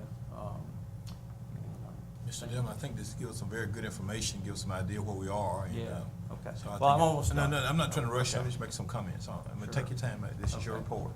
All right, I'm and sorry. then, so anyway, the same approach over on the other side of town. This is the area where Woodcrest is. It's Sand Creek 3 basin, and of course, you know, we have downstream restriction problems, but getting back to this priority, it's a problem area as well. If we don't solve the problem, then this is the area where we're going to have to start looking for the sources. A lot of residential houses, very old residential houses in this area. Back when clay tile pipe was very popular as service lines, and you know the risk is hopefully after we correct all the city's problems, you hope that solves the problem, because you don't want to have to go and start enforcing your ordinance on private citizens to replace their service lines, because that can be an economic hardship to anybody to have to come up with $400 or $500 to do that. So with that, I know I went through it kind of quick, but if you have any questions, I'll be happy to answer those. The only thing I want to say is thank you. Just, Mr. Ford, make sure we can get agenda updates on it, and that's when something substantive occurs. Thank you, Mr. Delaware. Any further questions or comments? Alderman Sistrum. I just have a quick question, and I'm glad that as you're sizing that pipe, you're looking at potential future impact as well as what our current needs are. And I just encourage you to be sure that when you step it up from a 12 to a 15-inch pipe, that's going to be sufficient to carry us through 30 or 40 years. Otherwise, maybe from 12 to 18 inches. Yeah, very good point. And we'll check that to make sure. Any further questions or comments? And I take it these improvements will be we'll take the majority of the $400,000. I think it may come in less than that. Okay. And now, if we have to go and start looking for mitigating stormwater infiltration, then we'll get into some serious money. But I think these here, will come in under that 470,000. Hopefully, that'll solve the problem, most of it anyway. And I think somebody at that end of the table alluded to this earlier, but annexed territories and some other areas in the city that still don't have access to sewer services, the holdup there is not with the city so much as it is the property acquisition necessary to complete that project. But we are moving with all. Yeah, we are, but the courts unfortunately move slow, don't they? We just settled a case that was going to be tried tomorrow, so progress is afoot. That's good. Okay. Further questions, comments? Seeing none. Thank you, Mr. Devlin. Mr. Mayor, may I be recognized next item? You may. Mr. Mayor, I move approval of the revision of the parking fines as presented. And as presented, the parking fine over 2 hours will go to $25. Park opposing traffic, $40. The no parking zone will go to $40. Blocking fire plug will go to $100. Parking in fire lane, $100. And handicap zone violation, $200. And I move that we approve the revisions to the parking violation as presented, as I just read. All right, Alderman Perkins has made a motion to approve of the updated parking violation fines as presented, and those are as follows: parking over 2 hours, $25; parked opposed to traffic, $40; no parking zone, $40; blocking fire plug, $100; parking in fire lane, $100; and handicap zone violation, $200. Alderman Perkins, is that your motion? Yes, sir. Do I hear a second? Your Honor, may I be heard? Oh, let me see if I can get a second. Second. Motion been seconded by Alderman Carver. Alderman Perkins, will speak on the merit. No, sir. All right, Chief. Right. I provided each of you a copy of the current ticket. I have no problem with going up on the fines at all. Of course, that's a board decision. My question is simply this. This is a unique document that you've got. If you see the front of it, it's a carbon. That carbon transfers to an envelope that has been approved by the Postal Service, where it can be sealed and mailed into the city if they choose to pay a fine. They're individually numbered. The addresses are printed on there. It also has a stick section where you can seal the envelope. And this is not just a Xerox copy of something. This is a very particular piece of gear. Now, as I stated earlier, we've got 5,000 of these that I just paid $1,000 for. That's about 20 cents a piece. That's a lot of 20 cents is just to throw in a trash can. And I think we just struggle for $1,000 to find to put the sign up. This $1,000 is coming out of my budget and I already spent it. And I spent it last October in anticipation of what we're doing now. We've already started issuing these tickets today. If the board chooses to change the fine, the fine fee is printed on the front of this ticket. I have no tickets to issue for the parking enforcement officer that y'all met tonight. My suggestion would be this. I would ask the board to delay the increase in parking fines until we can have new tickets printed, number one, or number two, wait until this 3-month experiment has run its course and see if this is an adequate fine to suffice the needs to stem the parking problems as they exist. But if we do away with this ticket tonight, I have no tickets to issue. Discussion. I would agree with the chief that if we could make some other alternative here, and I don't know if that comes in the form of amendment to the motion or with an effective date on it. Chief, how many? I mean, are these in police cars as well? They are. They are in police cars, so they write these tickets. Yes, sir. We have no, if y'all take this option away, we can't write parking tickets. We can't write opposing traffic, can't write no parking tickets. We can't.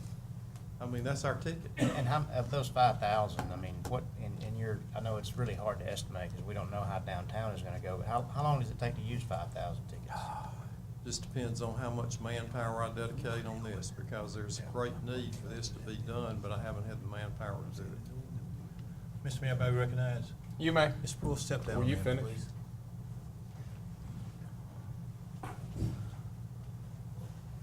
Ms. Poole, I'm gonna support this motion that's on the floor, but my question is, and I know y'all work hard, and I'm not trying to give anybody a hard time. Thank you for what you do.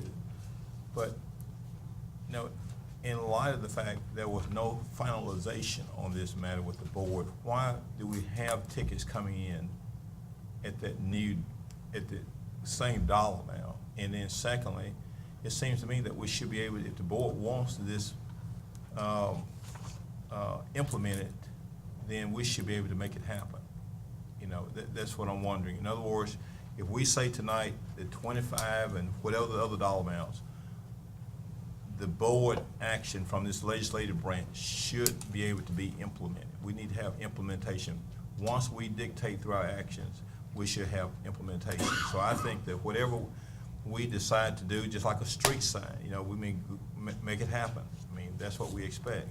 So, you know, the law that's in place states that this on a temporary basis, and I just don't think that we should delay implementation of this new dollar amount. I mean, downtown asked for this. Personally, I want to see an ordinance that got some, not just teeth in it, because some teeth may not be as sharp, but I want to see some sharp teeth in it. And so I think whenever we pass something, that the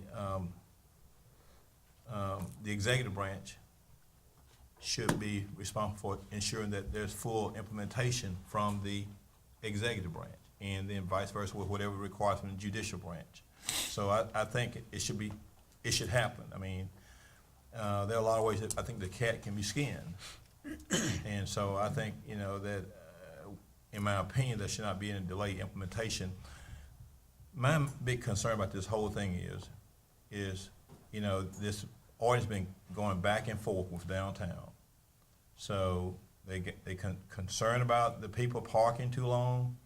The $10, whatever that dollar is, $10 right now, is not going to be a strong deterrent. If we start putting some $25 parking fine, that'll free up some parking spaces downtown. And so if we're not going to do that, I'm just not in favor of doing anything. I'm not in favor of keeping it like it is. And I appreciate what the chief is doing, but I think, you know, you and the executive branch, Ms. Rule, you're capable of making stuff happen. So I mean, I've got all the confidence in the executive branch. I think we need to pass the motion that's on the floor. I've heard the chief.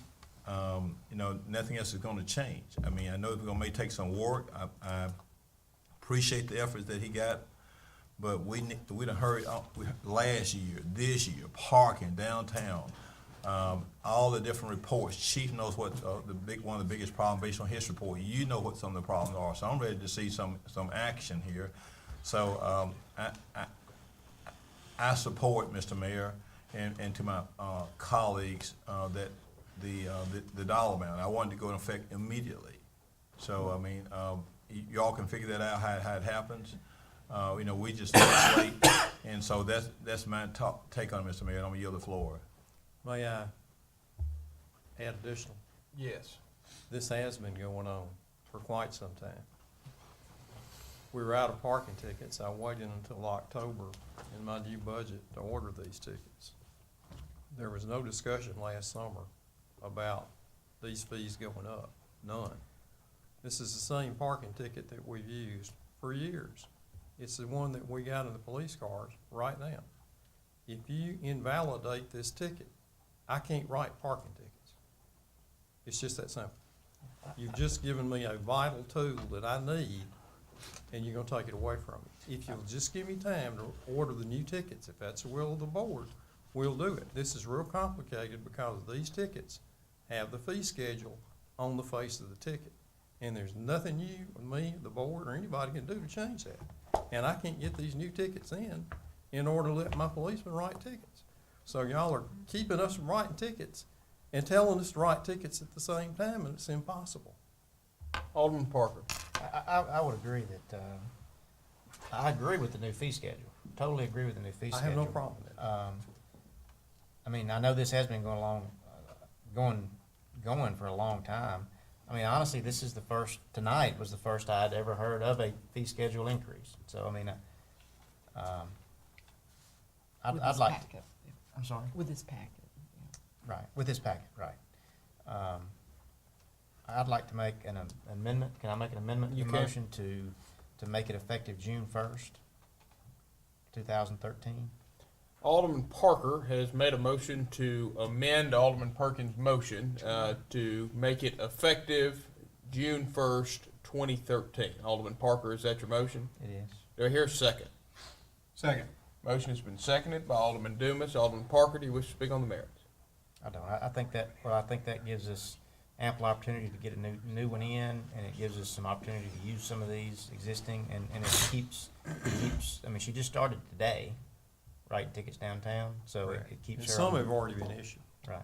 I saw that happening this morning. Any further discussion? Alderman Paul. I agree with what Chief said. He said give the trial date up. Going back June 1st, that's too far.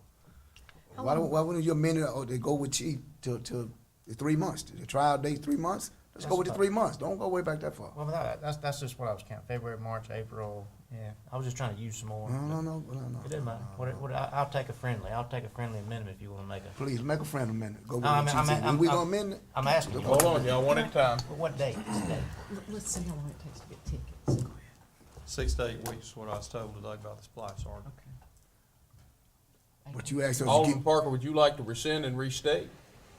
Well, if the February, trial date March, goes until May April, 30th. So it's May 1st, huh? If the trial period that we've discussed goes until the end of May, so then this fee schedule will go until the end of May through this trial period, and then if we so choose to move forward after that point, the next phase will start with a new fee schedule. That would And I be think the that's simplest I thing. think that's completely logical. got a And new at that board. time, I would like to come back to You got a y'all new and ask board. for full-time funding for the position. They would be. We'd have another month. Please. Any further discussion?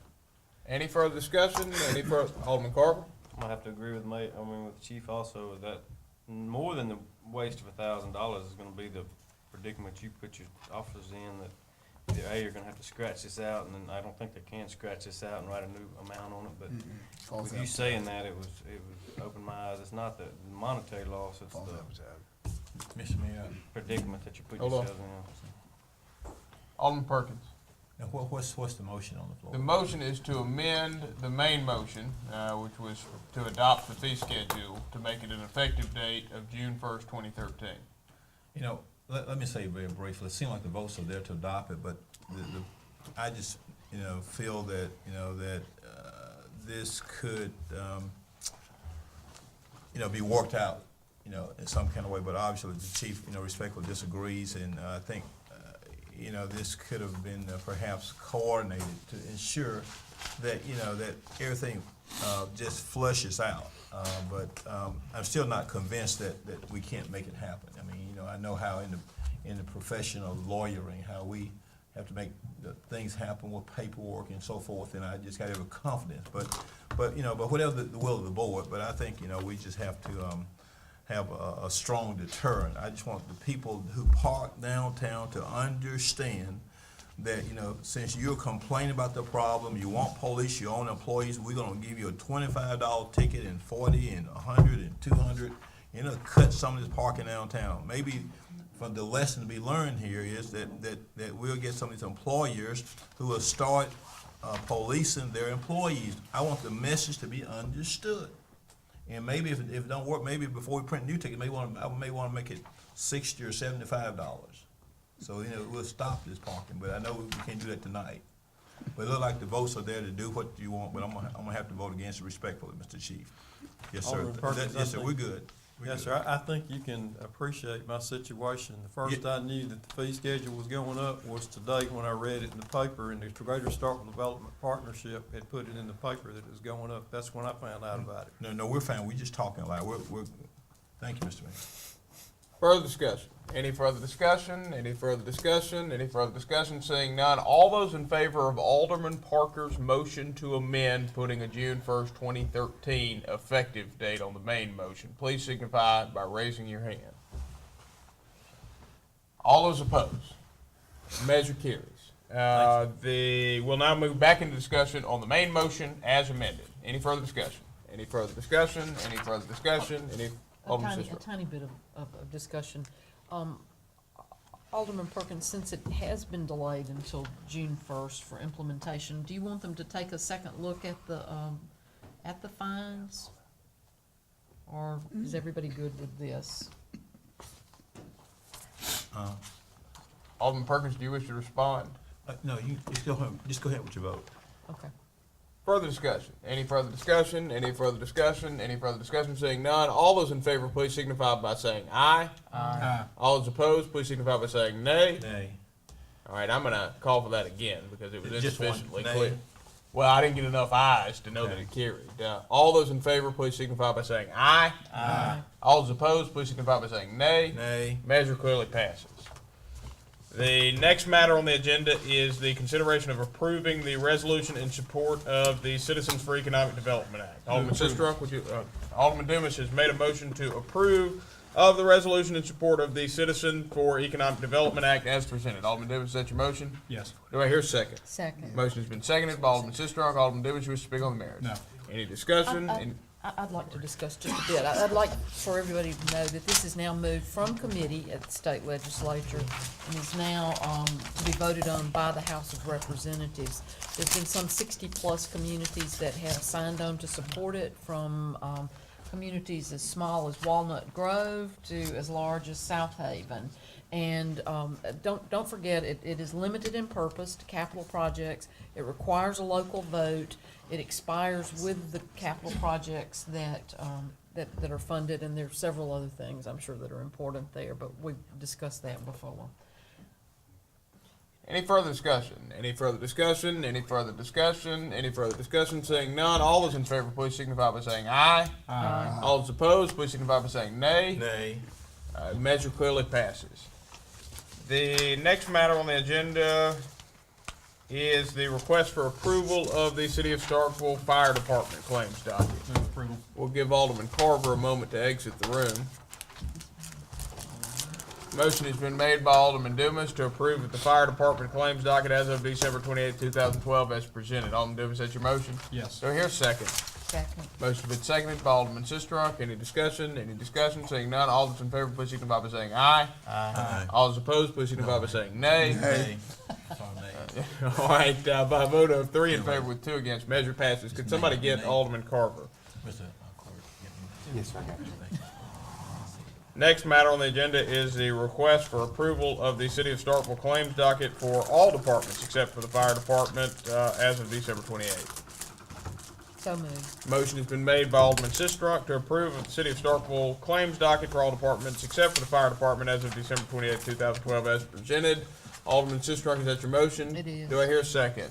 Second. Motion has been seconded by Alderman Dumas. Any discussion? Any discussion? Any discussion? Seeing none, all those in favor, please signify by saying aye. Aye. All those opposed, please signify by saying nay. Nay. Measure clearly passes. Nay. Next matter on the agenda is a request for approval of budget amendment number 2 for fiscal year 2013. Discussion. Motion has been made by Alderman Sistrunk to approve of budget amendment number 2 for fiscal year 2013 as presented. Alderman Sistrunk, is that your motion? It is. Do I hear a second? Second. Motion has been seconded by Alderman Vaughn. Alderman Sistrunk, do you wish to speak on the merits? I will just say this, that this budget amendment is a recognition that while we hope we're soon going to be beginning construction on a municipal complex, we clearly will not have debt service this year. And so we are, the biggest thing that's happening in this particular budget amendment is that we are reallocating those dollars to capital projects. This year's debt service to capital projects. A significant portion of this year's. And Ms. Sistrunk, it's been a while since I looked at how much we putting on capital improvement, because I think we had a budget $270,000, how much we had back? We're adding $225,000, Okay. which gets us to just under $500,000 for the year. Any further discussion? Any further discussion? Any further discussion? Seeing none, all those in favor, please signify by saying aye. Aye. All those opposed, please signify by saying nay. Measure clearly passes. And that exhausts the open session portion of the agenda. A motion to go into closed session. Motion has been made by Alderman Dumas to go into a closed session to determine whether there is a need for an executive session. Alderman Dumas, that's your motion? It is. Do I hear a second? Second. Motion has been seconded by Alderman Vaughn. Any discussion? Any discussion? Any discussion? Seeing none, all those in favor, please signify by saying aye. Aye. All those opposed, please signify by saying nay. Measure clearly passes. Y'all gonna have to do a little better with your eyes. Aye. Aye. All right, we'll now ask everybody to clear the room.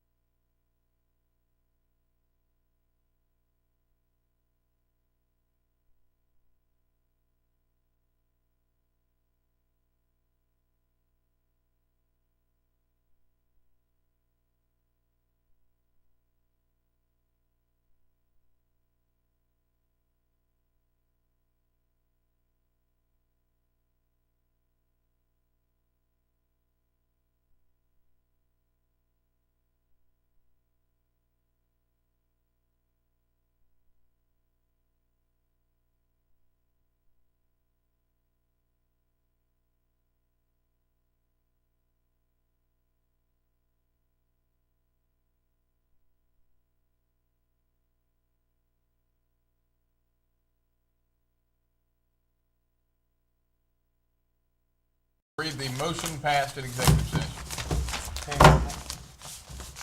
The motion's fine. Yeah, you're right, just the motion. Just the one on the Cottage Street. Yeah. Move approval to authorize the city attorney with the mayor to proceed with mediation under board authority in the cottages at Creekside matter. All right, a motion to recess until February 6th, which, if you need to be reminded, is tomorrow evening at 5:30 at the Sportsplex in the boardroom. I will not be able to attend, Mr. Mayor. Okay, is there anybody else that can't make it? Anybody else not making it tomorrow? Where is it? Where are we having? Sportsplex, Who's not coming? the interview room in the Sportsplex. Alderman Perkins and Alderman Vaughn are not going to be able to make it. Is there anybody else? I don't know, I mean, it starts at 5:30. All right, well, if we lose you, then we can't lose any, well, yeah. Richard's gone. Richard's gone. Yeah, no, everybody needs to be there. Everybody but them? What do you mean? Yeah, if Alderman Vaughn and Alderman Perkins can't make it, then everybody else needs to be there for a quorum. Now, here's an interesting question, and this is not one that I want us to test, but maybe it's something the city attorney can do a little research on tomorrow. Can we have a meeting where no action is taken without a quorum? I think we can. As long as it's a public meeting. Yeah. And as long as minutes are kept from that meeting, and as long as the notices for the meeting are put in the minutes. Yeah. So, I plan on being. not giving anybody an out because this is important, but I got something I got to do very important. I won't be able to be there. yeah, no, I understand. But worst case scenario, I would go with 2 or 3 or however many cases we got out of town candidates. See, that's why I questioned last week why we had it Wednesday, because the week before last one, we had our last board meeting. That's why I was questioning. No, I understand. All right, do I hear a motion? Motion to adjourn to February 19th? Recess to, for tomorrow for you all. Alderman Vaughn has made a motion to recess until February 6, 2013 at 53405 Lynn Lane at the Sportsplex boardroom. Alderman Vaughn, is that your motion? That's my motion. Do I hear a second? Motion's been seconded by Alderman Carver. Any discussion? Any discussion? Any discussion? Seeing none, all those in favor, please signify by saying aye. Aye. All those opposed, please signify by saying nay. As the passage, we stand in recess.